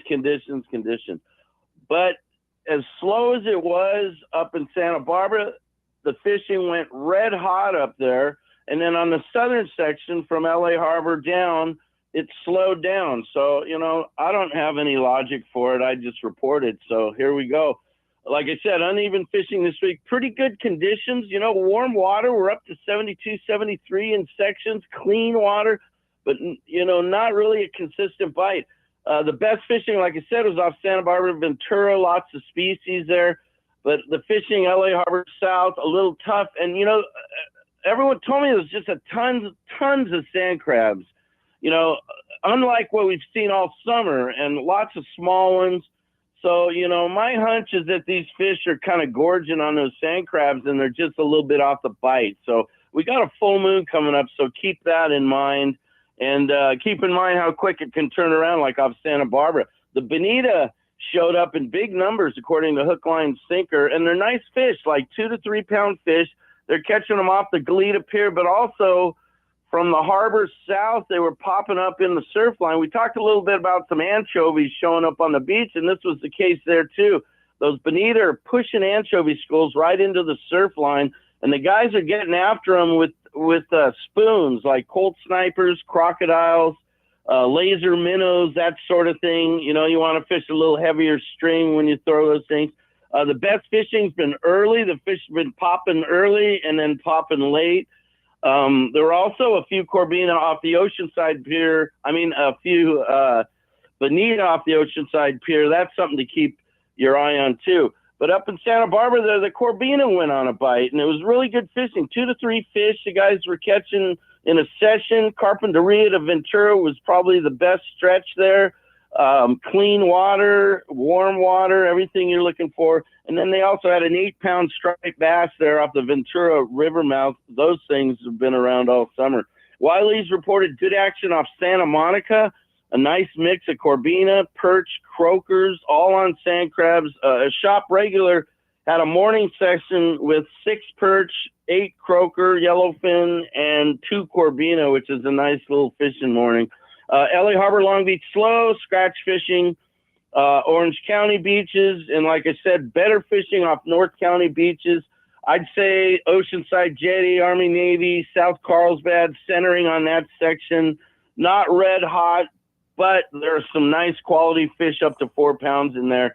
And, when you've got a situation with all those little sand crabs, sometimes it's not a bad idea to just go completely different and throw a ghost shrimp out there, an innkeeper worm, a blood worm, something exotic that might make them, turn their head. Because the guys are saying they've seen plenty of fish, just not a lot of takers. Gotcha. That's good dope, Gundy. It's really good dope. And Gundy Gunderson, surf crew extraordinaire, you are fantastic. We appreciate that great complete report, and we'll talk to you next Sunday. All right, gentlemen. Have a nice week. Thanks, Gundy. Appreciate that. Hey, that's going to wrap up our catch report today. Don't forget to check out surffishtackle.com for all the newest in surf fishing gear, and fishthesurf.com. That's the website that helps you make a better angler from the beach. When we come back, we got a lot of Let's Talk Hookup coming your way, including a whole lot more of your phone calls and texts. You're listening to Let's Talk Hookup on the Let's Talk Hookup app and the Sports Grid Radio Network. 24 years visited this amazing place called Hawaii Archipelago. I just could not get enough of these amazing islands, natural beauty, friendly people, and phenomenal fishing. I knew I had to spend more time there. Moving forward to today, here I am, a fishing lodge owner. Hi, this is Valerie Hilbridge from Queen Charlotte Safaris in beautiful Hawaii Islands, British Columbia, Canada. We are a boutique lodge just steps from the Sandstreet Harbor, offering a truly unique fishing adventure. Our fishing is world class. You will fish for king salmon, halibut, lingcod, and much more. Our fishing grounds are untouched, unspoiled, and surrounded by stunning scenery. We are dedicated to making your adventure an experience that will be a lifetime of memories. We will welcome you as friends, and you will leave as part of the Queen Charlotte Safaris family. You will come for the fishing, and you'll come back for the memories. We are booking now. Please give me a call at 1-877-815-2892, or check us out on Instagram, Facebook, or website qcsafaris.com. Hello, this is Captain Mike Totter from Searcher Sport Fishing. Alongside my colleague, Chef Josh Evans, and our dedicated team, we invite you to join us aboard the Searcher. Our fishing trips range from 1.5 to 8 days, available May through November, and include charter options. We're committed to upholding a legacy of top-notch customer service, delicious food, and a friendly and talented crew. Book your fishing adventure online at searchersportfishing.com or call Rachel at 619-226-2403. That's searchersportfishing.com. We look forward to welcoming you aboard. Great fishing is what Seaforth Sports Fishing in Mission Bay is all about. With free parking and fully stocked tackle shop, Seaforth Sport Fishing is a favorite among anglers. Come aboard top boats like the Aztec, Cortez, Endeavor, Apollo, Outer Limits, Elgato Doe, Pride, Polaris Supreme, Tribute, Pacifica, Pacific Voyager, and the Voyager. Plus, the new Seaforth, Sea-Watch, and San Diego offer the finest half and full day trips available. Seaforth Sport Fishing. For charters or schedule, check seaforthlanding.com. Run by fishermen for fishermen in Mission Bay. Everyone has their go-to fishing spot. My spot is Kingfisher Charters in Sitka, Alaska. Rock Cod Rick here to say if you're looking for the ultimate Alaska experience and the best value in Alaska, it's Kingfisher Charters. Owner Seth Bone and his crew consistently deliver deluxe accommodations, the finest food, world-class fish processing, and top-of-the-line fishing experience. We've literally sent hundreds of our listeners to Kingfisher, and they all can't wait to go back. Most Alaska resorts make big promises, and they don't deliver, or they'll nickel and dime you to drive up the cost, but not Kingfisher. Everything is included. Your license, fish processing, super deluxe accommodations, amazing food, airport transfers, your gear. Literally all you need to bring is your layer clothing, and Kingfisher covers the rest. They also have the finest boats and charter captains in Sitka, all for the ultimate value. Take it from me. Book your trip to Kingfisher Charters and you'll thank me. Kingfisher Charters. 800-727-6136 or check kingfishercharters.com. This is Captain Tim Ekstrom from the long-range vessel Royal Star. With my partners Randy Toussaint and Brian Sims, we have set the bar for the long-range fishing experience. Spring 8-day, summer 5-day, or fly-down, fly-back 11-day winter trip, we deliver the highest quality long-range voyage you will find. From our premium RSW fish storage to our top-of-the-line chefs and crew, Royal Star distinguishes itself from all others. Want to grab a spot on the Royal Star? Check us out at royalstarsportfishing.com or call Tracy at 619-224-4764. And now it's time for more of Southern California's sports fishing voice. Let's talk hookup. This portion of the show is sponsored in part by Ford, the official truck of Let's Talk Hookup. Shimano Rods and Reels. Fish with the best. Shimano. And by Yamaha Outboards, official motor sponsor of Let's Talk Hookup. Here we go. Another great hour of Southern California's sports fishing voice. Let's Talk Hookup. Here's Pete Gray, Rock God Rick Maxa.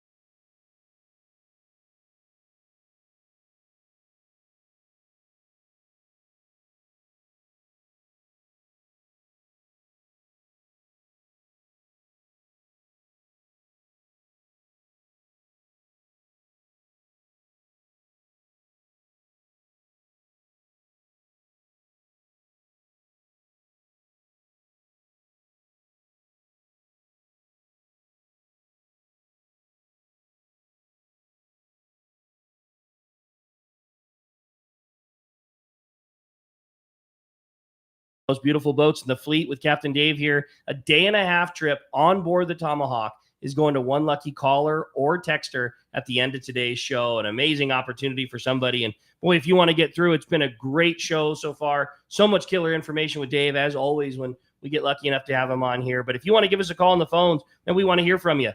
213-432-1090 is how you reach us on the phones, or keep those texts rolling through. Only available through the Let's Talk Hookup app. Can't stress it enough to make sure you include name and a phone number when you send that text message. And where you are, too. Totally, yeah, exactly. And, yeah, man, hopefully you're the big winner at the end of the show. The way we do the prize is we're going to select one potential winner from all of the phone calls that make it on the show today. We're going to select one potential texters from every text message that get read on the air today. Then we're going to flip a prize coin to the end of the show, and Dave's going to make the call whether that goes to the caller or a texter side based on that coin flip. Yep, for sure. Let's jump back on the phones. They are packed. They want to talk to you, Dave. Baja Ben from Chula Vista is up next on Let's Talk Hookup. Good morning, Ben. Morning, guys. How you doing? Good morning, Dave. Good morning. Good morning. Hey, I kind of had a question if you were still doing the light thing at night for the bluefin, if you found that was still working, if you guys were still, bringing the cords out and stuff on that, kind of one of the first trips, I think, I was with you. That was still like proving to work when you're lighting it up like that at night, Yeah. No, we are. Absolutely. I've even added a couple more lights. So, yeah, we're lit that up. makes a difference, having the boat lit up like that? I know I've heard a few different theories. I feel like it does. It attracts things. Huh? I'd like to think. I know when we first started doing the nighttime thing, like we were putting the underwater squid light in the water, and it was like, it seemed to be a little bit, but no, I think it does help. Yeah. I feel good about it. It's the confidence thing. You're confident about every stop, and maybe drop that jig a few more times and feeling confident on that. So I think it does. Absolutely. How has, if any, and maybe it hasn't, because it's not like, you've never caught fish in the dark before, but over these last 5 or 6 years that we've relied on so much nighttime fishing, how have boats changed, yourself or other guys from the fleet, just in dealing with, catching what sometimes is a high percentage of your fish at dark? Like, do you change the way that you light the boat up, or has it always been, the not broke, don't fix it rule, or how have things changed in any way? It's what we have going. I mean, I've added a few more powerful lights, and it could help. I know when we first started, we had the Husky lights zip tied to all the back rail, and I feel like these higher lumen lights, it helped. Okay. And it's, it's so some of those lights are bright. Some of them are, and there's some boats out in the fleet that are just like, wow, lit up. See them miles away. That's it. But these Durabrite lights they're kicking out, it's like, yeah, they're costly. I'm working towards those. Yeah. But are you seeing squid when you're putting them out? Because you're almost like a light boat. You ain't lying. Yeah. Offshore, not so much. No. I mean, randomly you might get a flyer swimming through the lights if it's offshore. If it's just bank, where there's bottom stuff, we'll definitely see a couple squid every now and again. Yeah, swimming through it. But it helps. It helps. Helps with tangles. Helps with gaffing, and I feel like it attracts. Kind of got the trifecta going there on why we use them. Yeah. So one of the things at night is white or yellow spectra. Can you see red or green spectra at night? The green is one of the tougher ones. The tougher ones, and that's the unfortunate part is it's of course, best bargain. Like we all have that in our mind, but the green, of course, is cheaper, and it's for the reason it's on the shelf. It's cheaper, and we try to steer away from that. Like there was even a couple boat setups that had it, and it was like, we got to strip this stuff off. But the metered line's fine. The meter line's fine. Yeah. They chose some good colors, and I think overall that meter line is good. You can see it at night. We still have anglers that come out with full white spools of spectra, but just marked with the Sharpie. So whether they're doing it behind the boat and 5-foot arm lengths, or going to a big field and stretching it out and marking it, but that color stuff matters. White is by far the best. But the best for seeing. But that color stuff is right there next to it. I mean, it's marked, ready. There you go. Plug and play. Cool. All right. Hey, we had a great text come through. It's from Tony in Fontana. It says, good morning, Pete, Rick, and Captain Dave. It seems like the yellowfin tuna are finally starting to roll in. What do I need to do different with my approach to set up to land a yellowfin tuna as opposed to the bluefin? I've also got a 1.5-day trip scheduled for Thanksgiving Day weekend. Do you think that the bluefin will still be around by the end of November? That's all from Tony in Fontana. It's great to fish. It's the same approach, fly line, fluorocarbon, 3-4 foot leader of fluorocarbon, and tuna. Tuna's always the circle hook. It's like what's imprinted in you on working long range stuff. It's J hooks, yellowtail, circle hooks, tuna, and 30-pound yellowfin to a 30-pound bluefin. It's the same fly line approach. That having a good lively bait, that's the big thing. It's preference. I see guys do plenty well with single speed reels fishing 30-pound fish, and guys that have the more compact with 2-speed reels. But it's a lot of the same approach. There's plunker style stuff for both species. Very, very, very rarely do we do nighttime stuff yellowfin, but there has been some evening plunkers that led into dark for fishing that yellowfin stuff. But overall, I think the grade of yellowfin we see, it's pretty cookie cutter stuff. Now, when you were on the American Angler, you fished nighttime yellowfin down below, right? Some stuff, definitely. And of course, it always bite at some odd 1 or 2 in the morning. Oh, yeah. Everyone get up. Yeah. The hurricane bank can never just bite regular in the daytime. No, it can't. Oh, yeah. 100 degrees at night. Yeah. It'd just be sweating. Well, speaking of long range trips, the Royal Star, hard to believe that they actually have some openings.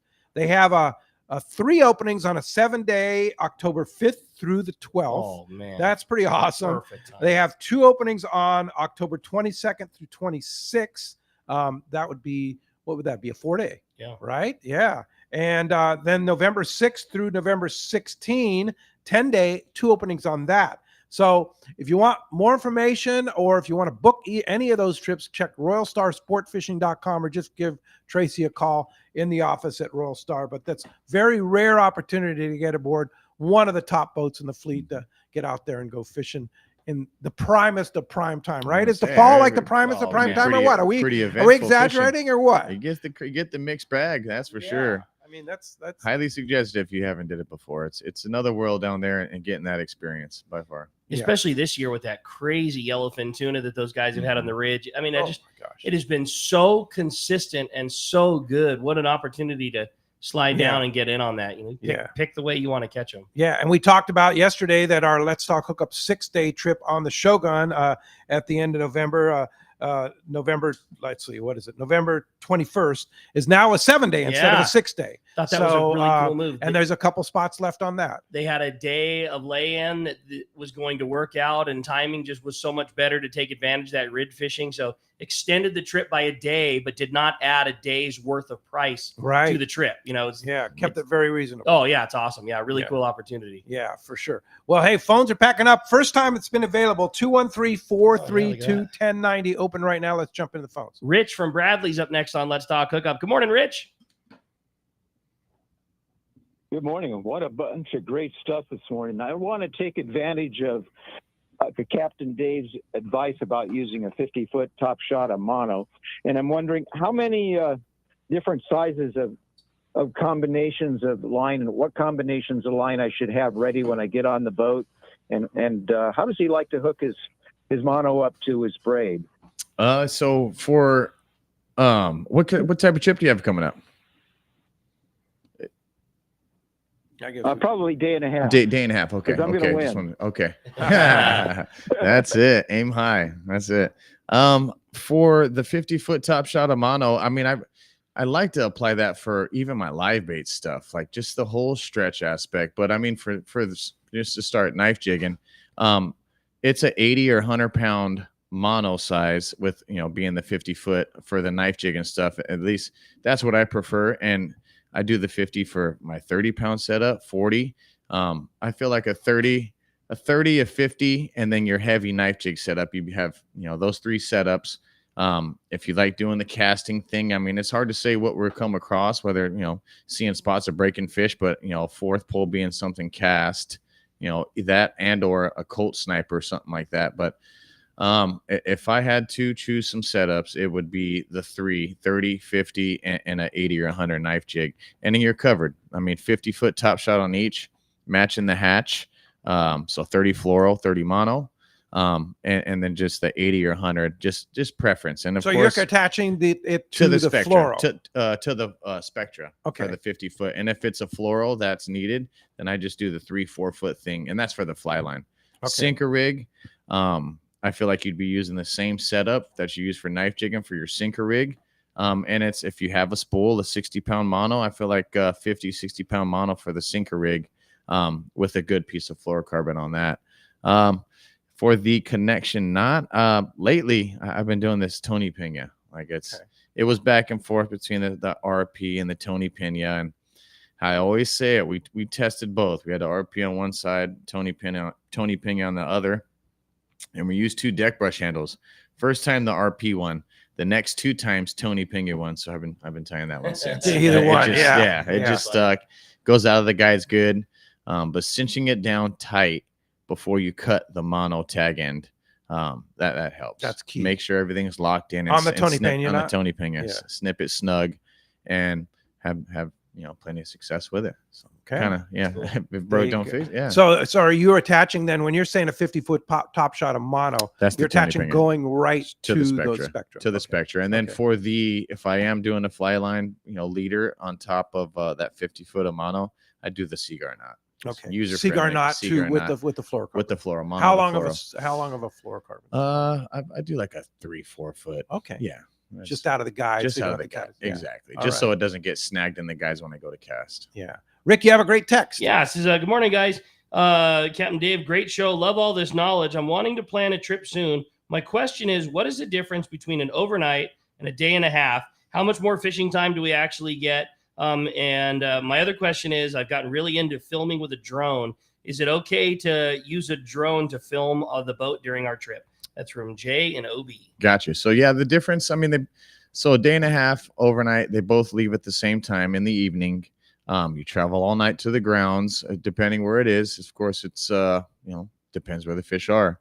But the difference is overnight, you'll fish till noon, say, just example, roughly. Sometimes it could be longer, just depending on how far you are from home. But, you get out there, you start fishing in the morning. And sometimes noon, lunchtime, call it, you have to start motoring home because you have to be in that night. Versus the day and a half, same departure time, travel during the night, fish in the morning, but you get from sunup to sundown. And sometimes leading into the night, if your distance from home is plenty reachable on a later hour departure, at least from the fishing grounds to home. So you get the whole full day with the day and a half, and sometimes it's needed. It's like, if there's no morning bite for an overnight, which sometimes that is, sometimes it's morning, but you get the whole day with the day and a half. So that's the angle, at least. And with the way the fish are right now, that's almost necessary. You like to have it. I mean, and even if it's a morning bite and an evening bite, you get the best of both worlds. So you got to capitalize. A lot going on there. Hey, I have another great text. And of course, you can text us, of course, only on the Let's Talk Hookup app, or you can call us. JP standing by 213-432-1090, an open line there. Bill in Mission Viejo has nice thoughts here. And he says, I was able to go out on a 1.5-day trip with my son and got some good quality fishing time with him. Also was lucky enough to meet Captain Dave's father. He's a great man and is a true reflection of why Dave is a great captain. That's awesome. Thank you for what you do. Awesome. Thank you very much for that. Yeah. So your dad goes fishing with you, He huh? does. He does. Yeah? Pops, yeah. He likes going fishing. He does. That's cool. How often does he get out with you? He tries. He tries. Oh, yeah. He has his routine. That's cool. He has his routine. Yeah. Well, let's jump back on the phones, Rick. How about we talk to Ryan? He's calling us from Irvine this morning. Hey, Ryan, welcome to Let's Talk Hookup. Good morning, gentlemen. Fabulous show today. One thing about the Tomahawk I want to know is that boat was the first boat I ever caught my first triple digit and cow back 2 years ago. Rad. That's awesome. So it was, I made a lot of great memories with that. With that being said, Captain Ibrahim, when you're going out and you're flying the kite for the passenger group, what can an angler do to capitalize on his fishing? What type of gear can he do while the kite's being flown? A lot of times, of course, when we're doing the kite thing, we're drifting. I feel like I see the most bites, sea bites on fly line, sea bites on sinker rig, but I see the most bites on sinker rig. And on the note that if we're fishing the kite, there's bigger ones. So bigger ones like to hang out a little deeper. So that whole sinker rig aspect, whether it's the Brawler rig or the, inline torpedo rubber band to your line. So if I was waiting for the kite, I'd probably be doing a sinker rig because that means bigger fish. Bigger fish are going to be down a little deeper. 60-pound rig. I feel like that's the go-to for fishing these little bigger models. Maybe even 80. It just depends. And how we do the kite, it's working the long range. How we would do it, it's you're up on the kite until you catch a fish. Like it was just how it went. Obviously we don't have the 7-8 days of fishing. So how we do it, we just put everyone's name in a bag, everyone's tag number in a bag. So when we hook that fish, I shake the bag up, I walk on the back upper deck, I shake the bag up, and then I pull a number out.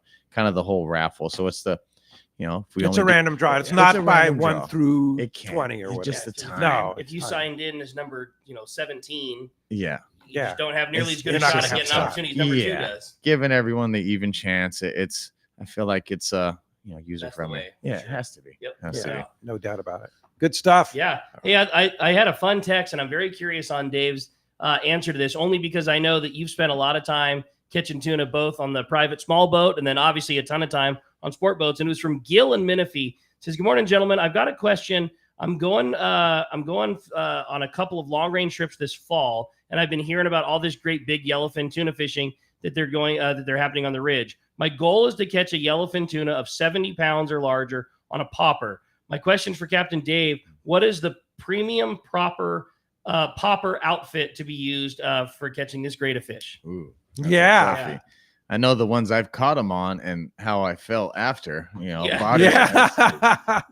talked a lot about that yesterday. Like, man, what are you asking? Are you asking for the right outfit to cast the lure or the right outfit to catch the fish on the lure? Because sometimes those are two different things. And it's even, the anglers that come out and catch one on or hook one on it. It's like, it's a pretty gnarly battle. No and doubt. it's we end up finishing it for them. But the setup I have a 90J mag with a 30 Trinidad, and it might not be the adequate size. Of course, I'd rather have 2-speed, but for casting the lure, totally, that's the thing. and to have that backbone, that at least that's the setup I've been using or have used. But you see these 60-80 pound fish, and it's like, okay, let me cast something like that if they're getting, whatever, it's a foam or a spotted breaking fish. And how it always goes, you're going to hook the 100-something pound, 140, 150 pounder in the mix and be just, buckled over. But that's in the end, it's a story to tell. It's an adventure all the way. So that's a good call. That's it. Yeah. And that 90 mag's a great rod too. 90 mag is the CalStar. It's a CalStar. JJ. So it's like that one you were talking about yesterday. Similar. So it's bred from that. You know, the boys yesterday were talking about an old school fiberglass 90J. Right. You know, for their favorite rod for catching the yellowtail. A 90 mag is built on the same mandrel that a 90J always was. But instead of being graphite, instead of being all fiberglass, it's a composite rod. It's got graphite in it. But the graphite is rolled in different than like a graphiter, where graphiter blends to be mostly glass at the tip, or mostly graphite in the bud and mostly glass in the tip.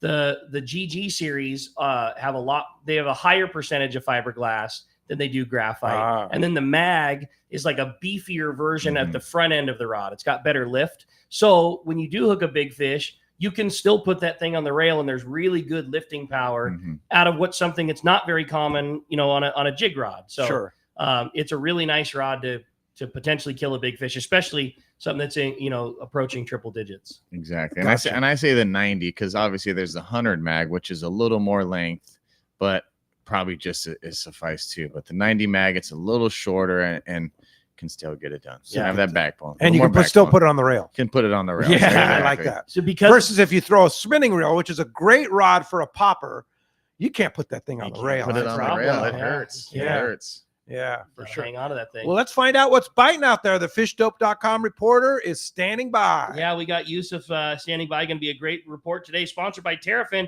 Sea surface temperature charts. Focus your offshore charts in the most productive areas by using Terrafin. Sea surface temperature, chlorophyll, currents, and more. With Terrafin Mobile, you can access your charts on the water or your mobile device. Check terrafin.com for more information. We got the man, Yusuf, standing by. Good morning, Yusuf.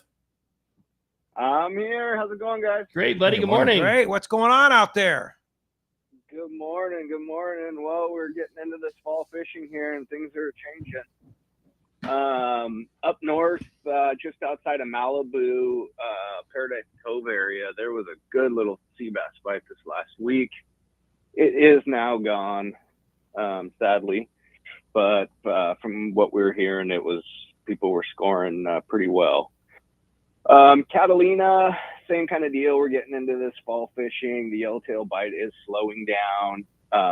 There is still tons of barracuda and bonita around, along with some really good bass fishing. Clemente, same deal. You still have a shot of sea bass at the dunes on the squid. It is a first light bite, so from 3 a.m. to daylight is the only time they're biting right now, and you have to be right on top of that squid bed. Yesterday, offshore, the tuna fishing was a little bit slow. They were having a little bit of a tough time finding the fish. And then in the evening yesterday, they found fish around the 7-Eleven, all 50 to 150 pound fish on the sonar, fishing them last night on the knife jig. And they did pretty well. The tanner's still biting. They are all, 20 to 60 pound bluefin and 25 to 40 pound yellowtail. That's still going pretty well. Catalina, the marlin fishing continues. This is, it's been a great marlin bite. It's still good from the 277, and it spreads all the way around to the front side out to the 286. But epic marlin fishing right now. Jeez. Yesterday, the Peskies tournament was going on. A lot of guys out there looking for fish, and I guess a lot were spotted besides what the Pesky guys were doing. The false tailors. Yeah, exactly. Yeah. Yeah. Well, Yusuf, wow. There's fish to be caught. I mean, it's kind of not a normal September, but I know Danny and the boys over at Fish Dope have been on it. $30 off a new membership to fishdope.com using the code Hookup Now, lowercase, no space. Hookup Now is your $30 code. And Yusuf, for the best, how's the real estate game? Are you cranking it? Still killing it, man. I closed one right after my surgery, actually, and closed 2 more this last week. And it's just going to get better as we get into these lower rates. People continuing to buy. So give me a shout. Anybody who wants to get rid of a home or looking for a home, I can be reached at 619-277-2169. Cal Realty on Instagram and Facebook, or you can find me on my website at sportsmansrealty.com. All right. Thanks, Joseph. Appreciate that. Keep up the great work, and we'll talk to you next Sunday. Take care, guys. Have a great weekend. Take care. Thanks, brother. All right. All right. Hey, want to remind you that report sponsored by the Fish Pros at Fisherman's Processing in San Diego, where you get the premier processing experience. Check out the new, easier online system to book your processing for your long-range trips. With more team members, Fisherman's Processing stays far ahead of the rest.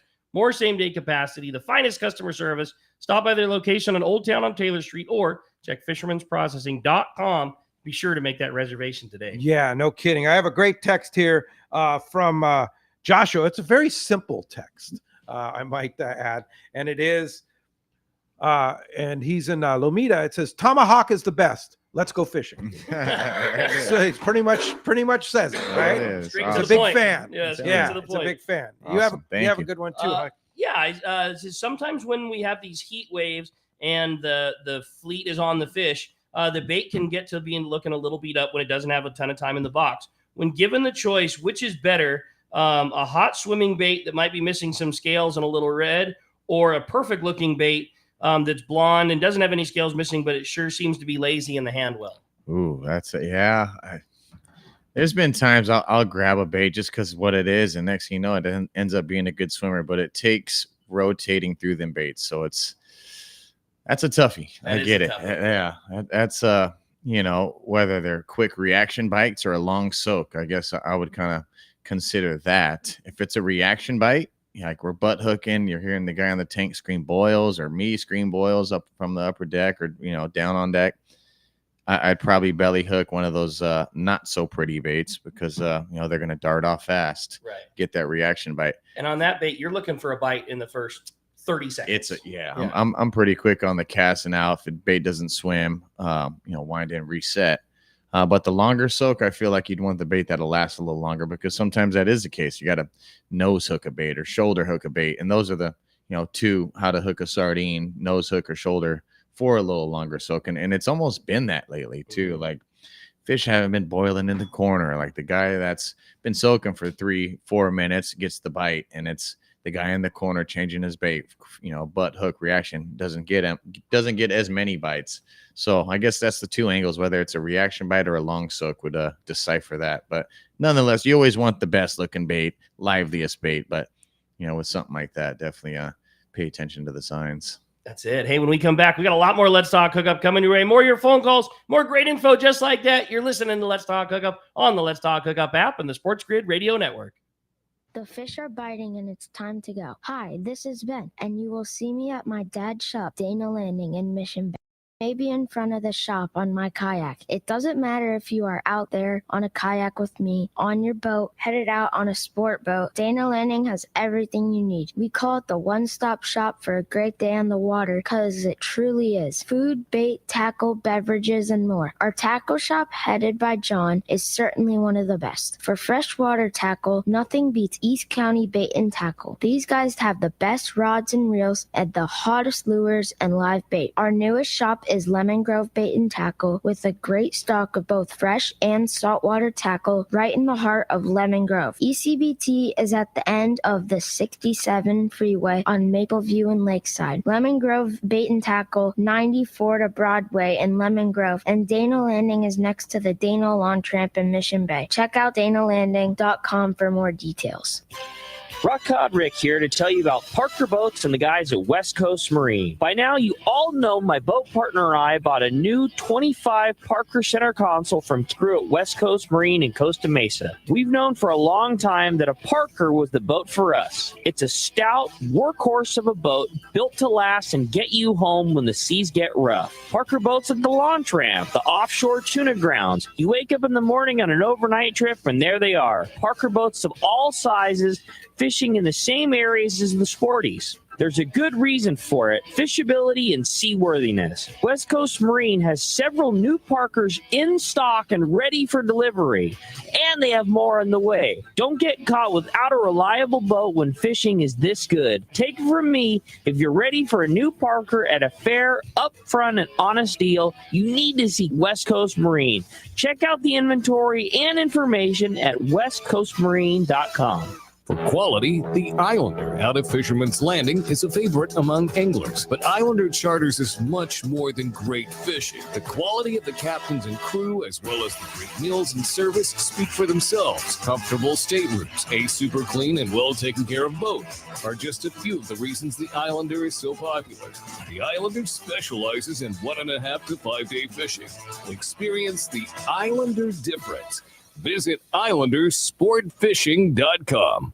When it comes to fishing rods for saltwater, there's just one name you need to know: CalStar. Take, for example, the Graphiter series. It's a true graphite and fiberglass composite rod, the finest it's ever been built. And for anglers seeking traditional performance, durability, and quality at an affordable price, the CalStar West Coast series of rods and blanks are the ones for you. Their master craftsmen bring decades of rod building experience to every rod they make. So if you want your fishing rods to be truly state-of-the-art, I always recommend CalStar at fine tackle stores everywhere. Welcome back to Let's Talk Hookup. Having a great time here this morning. Talking, fishing on board the Tomahawk. What a great show this has been. Yeah, fun. And thanks to Dave for literally stepping off the boat this morning after it was a 2-day trip. 2 day, yes. Yeah. Yes. You get some rest here before you go back out? I'd like to hope so. That's it. He's eyeballing the boys scrubbing the boat down like it. Do you get home to visit the family at all? I get to see hang out with little man for a little bit. Oh, take that's a shower. Cool. If he gets out of school here in a little bit, so get to hang out with him. Hopefully come to the bait barge with me. That's kind of the little that'd be cool. It doesn't always set up that way, Yeah. but yeah, that's kind of the little quick treat. How old's your boy? 6. That's cool. Oh man. Yeah. So some bait barge fishing then. Oh, bouncing off the walls. Oh yeah, I can imagine. That's Yeah, cool. that is very cool. So let's Phones go. have literally been packed since we started the show this morning. I mean, before we took our first phone call, we were full. And I would say this is the first time since the beginning of the show that we've had an open shot. So if you want to get through, first opportunity the entire morning, 213-432-1090. There's an open phone line right now. Right now. Let's go ahead and jump into it. You got it. How about this time we talked to Lorenzo? He's calling us from Huntington Beach this morning. What's up, Lorenzo? Welcome to the show. Hey, guys. Congratulations on your 30 years, and pleasure to talk to you, Captain Dave. Absolutely. The weather, we're coming in a new season. It seemed like we had a kind of a strange short summer season, but the fishing was outrageous. I'm a new angler from the shore. If I were to win this trip, it would be, wow, what a way to start learning how to fish from a boat. But I'm going to ask you about Nino and La Nina. What are you hearing about for this coming seasons coming up? Anything? You get any kind of line on that? That's actually, now that I think about it, I haven't heard or caught wind of theories on that. You got me curious on it too, but because of course it's thinking of what the future holds. It's like doing the present, but also curious on what the future brings. But this year has been a little different. We like to think this yellowfin's going to shift up, and that's some of the fun stuff. I mean, user friendly. We troll around, see them on kelps, get jig strikes. Bluefins obviously has been our main priority, at least conquering those things and catch as many as we can while they're willing to bite.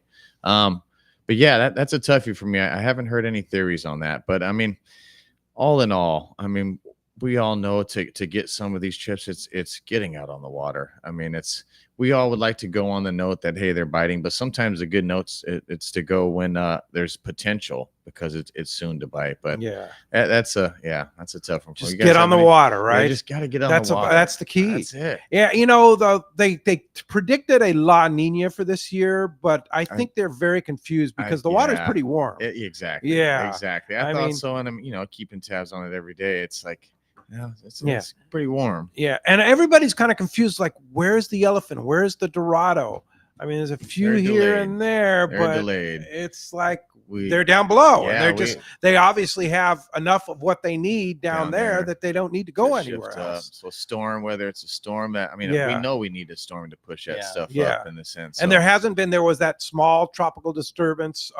I mean, I guess it wasn't that small for the guys we heard from yesterday from Chris about that. It was pretty good rain event, but not a lot of wind, but really not a lot other than that as far as tropical storms or hurricanes down there. I want that fish here so bad. Yeah. We hear about it every day from the long range. Could happen. Like, it absolutely could. Yeah. I mean, just exactly. Dave would like that. I like it. Kind of, best of both worlds. You got the bluefin option, then you got the yellowfin option. It's 40 to 70 pounders eating everything that you could throw at them. we'd like that. Take that just fine. Man, that'd be it. So I think the key is book a trip. Just get out on the water. Go, man. That's the way to go. Hey, thanks a lot for the phone call this morning. 213-432-1090 open right now. You have a great text, I thought so. It says, good morning, guys. Congratulations, Dave, on building such a solid operation so quickly. I still remember that fun radio show with Frank and Carl introducing you as the new owner and captain of the somewhat struggling Tomahawk. What an amazing turnaround and a fantastic job you've done. Keep up the great work. My question has to do with preparation. I'm coming on an upcoming 2-day trip a week from today. Was wondering if you could what you would recommend in terms of rod and reels I should have at the ready. That's from Corey and Escondido. I got 30 pounds fly line setup, adequate reel, adequate rod, just preference. 30 pound, let's see, call it 50 pound. I guess you could play that same setup, your knife jig setup with that. But a 30, a 50, and 50 for maybe sinker rig, that kind of thing. Exactly. 30, 50, and then a heavier, rail rod, 2-speed reel, backed with Spectra, color or just white marked Spectra for your knife jig setup. So those 3 setups, I mean, you'd be covered. If you have a couple lighter fly line setups, that's one end of it. Or if you have a couple knife jig heavier setups, because backup setups are always huge. Yeah. I mean, you get on a hot bite, 5, 10, 15 fish going, and by accident, your jig gets caught in a fish and somehow it gets cut or sawed off. Having a spare setup is, huge on both sides, lighter or heavier fish fishing. So Seems like at the beginning of this round of fishing, when it got onto the banks real good, there was some really good yellowtail fishing that came with it. Is that still around at all? Is that kind of filtered away? Not so much. Sounds like guys that go looking south. They're looking. They're putting in the work, burning the fuel, trying to find something to at least help the fleet out. But not much success. And I mean, if anything caught, it's minimal. So a lot of guys are still focusing on the bluefin thing. But I think near future, guys are going to start venturing south and potentially find some of that stuff. But yeah, this kelp and yellowtail thing, it was definitely short-lived. So it's tough. I wish I had the magic crystal ball in front of me. And when you guys were fishing Cortez, there was some yellow there. There was some yellow, but not really. That's what I was referring to. I just wasn't sure if any of that was still on the bank at all. Not so much. I feel like guys are getting little flickers of it, but to target it, I probably wouldn't be the best. Yeah. What's the difference between fishing Cortez and Tanner? Is there much difference there? Both very, very, very similar. Anchor style stuff. So current. I can't ever stress that enough. And tide. It's like being. They look similar, or is no, the Cortez is it's definitely a little more nautical on bottom structure, hard bottoms. There's actually a rock that sticks up. Exactly. Yeah. It's pretty feisty. So yeah, making sure you have the chart plotter tuned up correct. You want to make sure you don't get on that, right? Yeah, exactly. Because low tide, it's definitely you can see pretty much seeable almost. Yeah. So I mean, similar, both anchor stuff, similar depths. 100. I mean, we find ourselves fishing 90 feet sometimes if we're trying to focus more on yellowtail. At least that's the thinking. A little shallower for some yellowtail, but and again, guy anchors up deeper and has a good yellowtail hit. So it could happen. These fish move. They got tails. I always say it. So it's getting out there, getting the lay of the land, and putting 2 and 2. That's cool. Eric and OB writes, I love fishing the Tomahawk. What's your suggestion for time of the year to book to catch a big bluefin? Ooh. Like to say fall, but I mean, we had our flicker of big ones beginning of the season too, and that's always a toughie. You guys have been kicking. Come on, you're being humble. I got to watch every morning when these things unload. Like It looked like long range trips, trip after trip after trip. You guys kicked the daylights out of them. Yeah. I mean, there's what you do. Yeah. It's, of course, I'm just trying to think. I mean, I feel like fall we get a good amount of big ones. And it can just be so nice. Yeah.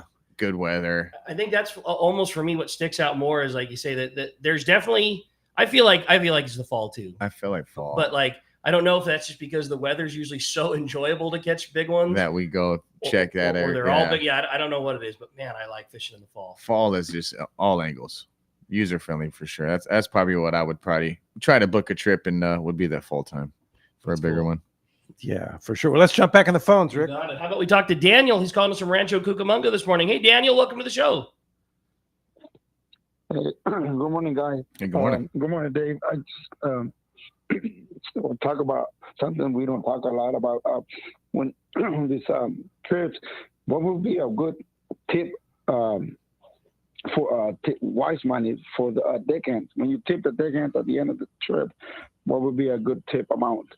These guys work very hard. They do. They do. And that's the biggest thing is it's, keeping a good crew is, it's always tough, because guys are aspiring to do different things and maybe the sport boat's their stepping stone or whatever it may be. But I feel like what we tend to see is it's of ticket price, customer service. And I feel like we commonly see the 20% of whatever ticket price is for the boys. And it's, even if it's a new guy, versus a guy that's been doing it, the veteran, every gratuity, every tip is split evenly amongst us all. So that's why that's cool. Having the canvas of teamwork and there's no I in team and preaching these things and making sure everyone knows what they need to do.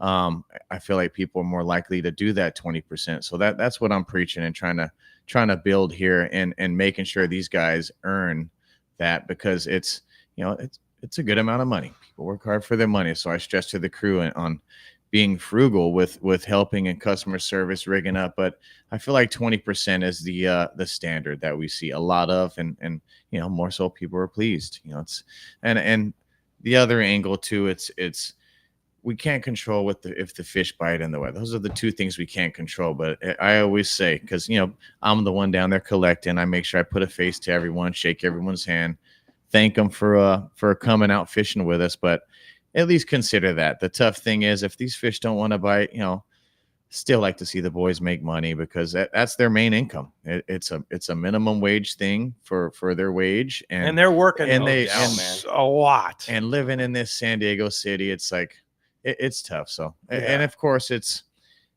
the best you can do to take care of them, show your appreciation. It goes a long way.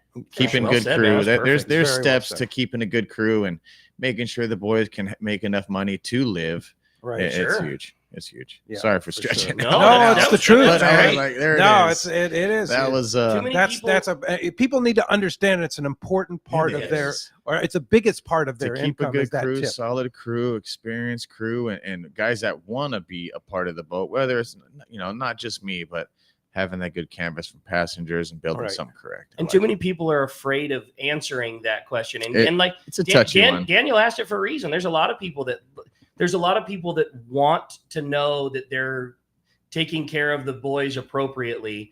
And, they might think that X amount is right. And maybe it's a little shy, or maybe it's on the other side of things or whatever. So I just thought that was very well said. Yeah. Too many people dance around, and it's a very important part of it, both for us as passengers to want to make sure we're taking care of the boys, and both for the boys to, like you say, to earn their living. Something. That's how we build something. Absolutely. Yeah. You go to a restaurant and now it seems like 20% is a standard tip that they almost get to the point where expect whether they deserve it or not deserve it is the big question. But think about the crew member and the captain are working 7/24 with you. They're not just there like coming in and out and stuff. They're there on you all the time. And to me, it seems like they're worth a similar, at least that tip. Yeah. I mean, talk about you hook your big fish. Like there's a guy, at least on the Tomahawk, because I know because I've seen it, like you hook your big one, there's a guy standing at your shoulder from start to finish. Like,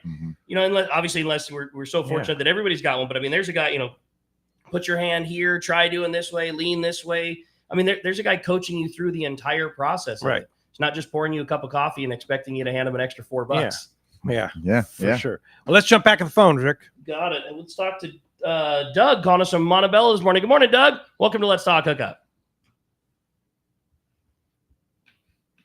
Looks like we might have lost Doug there, but I have a great text standing by. It says, hey, my question is for Dave. Dave, I call me old school, but I'm just not a rail rodder. I really prefer to stand up and fish with my AFCO belt and harness setup. I'm 6'5", so my height makes the rail a little difficult for me. Can you recommend a rod length that would work well from the Tomahawk, and also give us your thoughts on a proper belt and harness setup versus the rail? That's from Jeff and Torrance. Ooh, so what, doing the long range stuff and being a part of a piece of when we would do the harness, to where now the long range guys just usually auto fish the kite when we're fishing down south. But taking some of that to our side, it's when we have X amount of anglers on the rail and being clipped into something and or harness, maneuvering up and down the side of the boat, it's tough. Yeah. The whole maneuvering aspect, not just the battling of the fish, but maneuvering, because fishing nighttime, these fish are moving fast, running up towards the bow. You're going over, under. That's when we stress the whole rod under your arm. Now, if you're solo in the bow and or solo in the stern, and you want to put it in the fighting belt and pull it kind of the old school conventional way, that's one thing. But when it's hot and heavy, being locked into something, whether it's just the rod belt and or straps, it becomes pretty intense on making sure we're the best setup to land that fish. Just maneuverability. That's a big one. And for the battle of it, it's what I always stress is using the rail, because that saves your energy.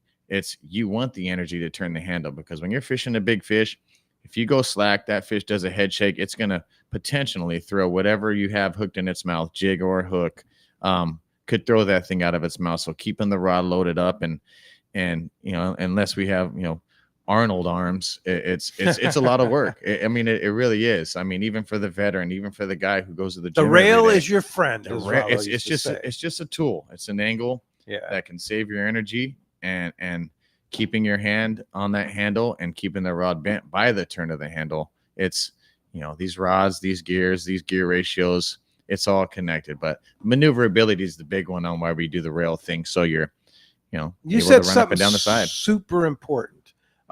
Keeping the line tight, not having slack in that rail. So many times you see like inexperienced anglers lose fish because they have a slack line. Yeah. And it's adrenaline gets pumping. Like, got to keep happening. A bend in that rod, you right? See someone shouting fresh one to the side of you. Look, it's like them moments. It's like all that can give you slack line, because it's so many moving parts. But keeping the rod bent by the turn of the handle, that was the big one, because back in the day when we had full spools of mono, we were pull up, wind down. That's just how it was. That was the norm. But adjusting to these meaner bluefin, because at nighttime they're doing crazy stuff. It's pretty mayhem. Yeah. And they got to keep that bend in the rod. Got to keep the bend in the pole, especially how stout these poles are. When your rod's loaded up, everything's right, everything's tight. That's it for sure. For sure. All right, well, let's jump back on the phones. You got it. How about Mike from Torrance up next on Let's Talk Hookup? What's up, Mike? Mike. Maybe we'll have some. Oh, there he is. Good morning, Mike. Oh, hey. Good morning. I've had so many good times on that boat, and looking forward to fishing with you, Dave.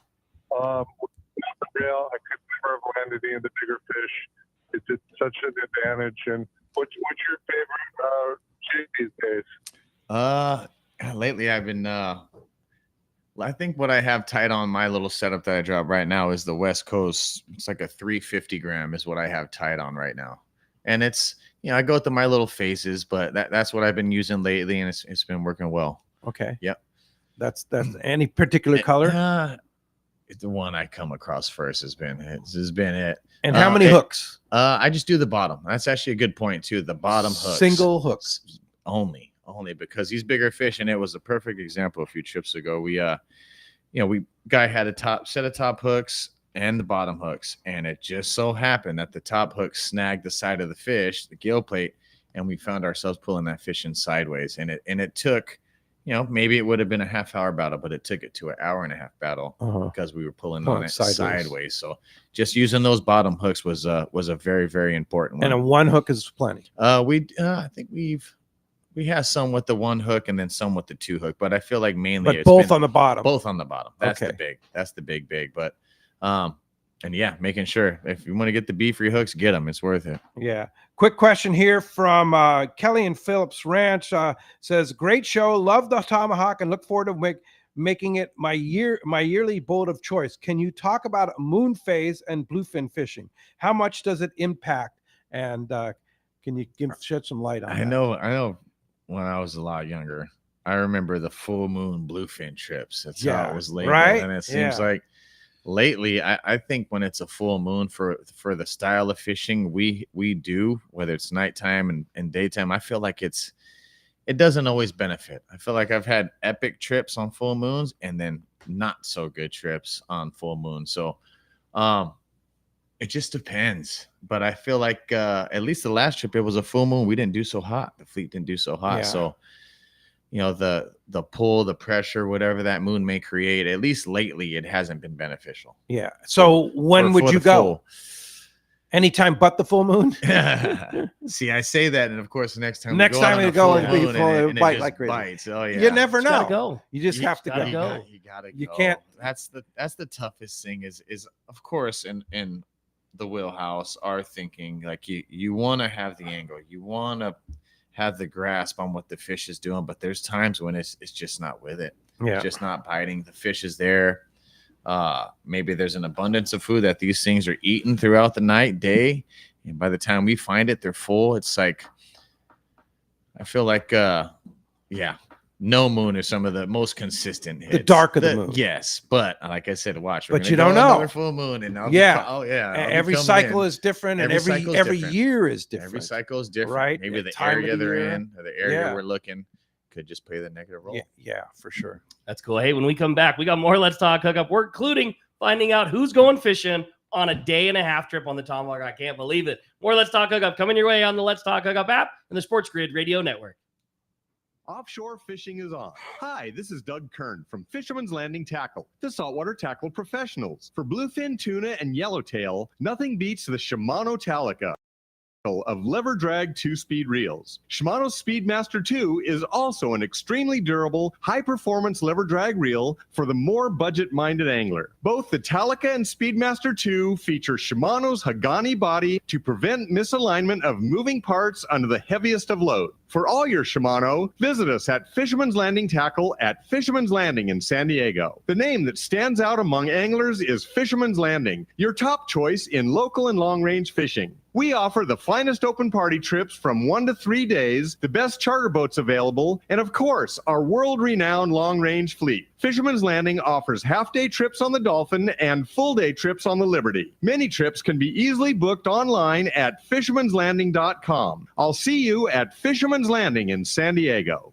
It's time for the Power Pro 30-second seminar. I like catching big fish, and I like smaller reels, too. How do I make sure that I have the capacity to land the big one? I fill my reels with Power Pro Max Quattro. It's 25% thinner than standard Power Pro, so you get more line on that small reel. Power Pro has a complete series of highly effective lines, including the brand new Power Pro Depth Hunter Offshore, with different colors every 100 feet. Perfect for flatfall fishing. Want to learn more? Check powerpro.com. Hey, San Diego, the Make It Ford Summer Sales event is on. Visit your San Diego County Ford dealers now and make it your best summer yet. Amazing offers and great selection of Ford vehicles, like the Built Wild Bronco family, with a deal you just can't miss. Your biggest adventures are awaiting. Make it Ford, make it yours, make it now. Only at your San Diego County Ford dealers. They'll be glad to hook you up. Give your boat the love it deserves and you have a install winner for us? custom sea deck kit from Blue Seas Fabrication. Blue Seas Sorry, is Pete, the got you now. West Coast's only certified sea deck fabricator and Winner? installer. Sea deck upgrades the look and feel of any boat. Yeah, putting one in now. Sea deck non-skid decking adds comfort, convenience, safety, and value. Let the experts from Blue Seas Fabrication custom fit your deck, bridge, and interiors with stylish, durable, stain-resistant, and easy-to-clean sea deck. Check BlueSeasFabrication.com and enhance your fishing experience. Welcome back to Let's Talk Hookup. Okay, it's time to find out the big winner on a day-and-a-half trip. Dave's going to do us the honor, flipping a little prize coin for us to determine whether we got a caller or a texter. Do it up, Dave. We have a caller today. Congratulations, Lorenzo in Huntington Beach. You are so stoked. Yeah, you Day-and-a-half are. trip on board the Tomahawk. Congratulations. Lorenzo, way to go. And Awesome. thanks to all the callers and all the texters. We had a lot. Crazy. Yeah, big numbers today. Yeah, they like you, man. That's They awesome. like you a lot. Yeah, for sure. And a lot of kudos about the boat, the Tomahawk, and for being such a young operation. Pretty impressive how you've been doing so well. And it's heartwarming for sure. Because I mean, we're out here. It's you make sacrifices to work on these boats, so to know you're appreciated. Definitely. I'll definitely express that to the crew. Like, keep up the good work. You guys are killing it. Awesome. Yeah, keep it up and keep it. So if somebody wants to book a charter, mostly on the Tomahawk for next year, you got to get on it now. Get on it. Get on it, because I know it's been asked. Guys just come on open party trips about how, and it's like, Fisherman's Landing has the notebook, they have the calendar, and I gave them reins so I could focus on building this operation, catching fish. Yeah. So Fisherman's Landing has the keys right now for the charters. Yeah. For me. So just call them, right? Call them. Yes. Yes. Fisherman's Landing. They're doing great. They're awesome. Give them a call, and get it set up. Get those dates locked in. And then if somebody wants to book a trip this year, there's a few spots here and there. You can actually do it online, right? The schedule's online. TomahawkSportFishing.com, and they're both linked. TomahawkSportFishing.com and Fisherman'sLanding.com. You click on that book now, and there you go. Get out on the water. Hey, thanks. Appreciate that. Thanks to JP for manning the phones and the board and all the great people over at Sports Grid for us. Thanks to Adam for all he does on the Let's Talk Hookup app. And thank you out there, too, for all you do for Let's Talk Hookup. Appreciate all of that. And we will be back next Saturday and Sunday. Next Saturday is an interesting show. Craig, Eric from the Department of Fish and Wildlife will be here along with Ken Frankie. That's going to be interesting. And next Sunday, Steve and the guys from Promar. We're talking lobster already. Yeah, it's almost the season. So thanks for listening today. We'll see you next week right back here on the Let's Talk Hookup app, the Sports Grid Radio Network, Facebook, and YouTube Live. Nice job. Hey, great job, guys.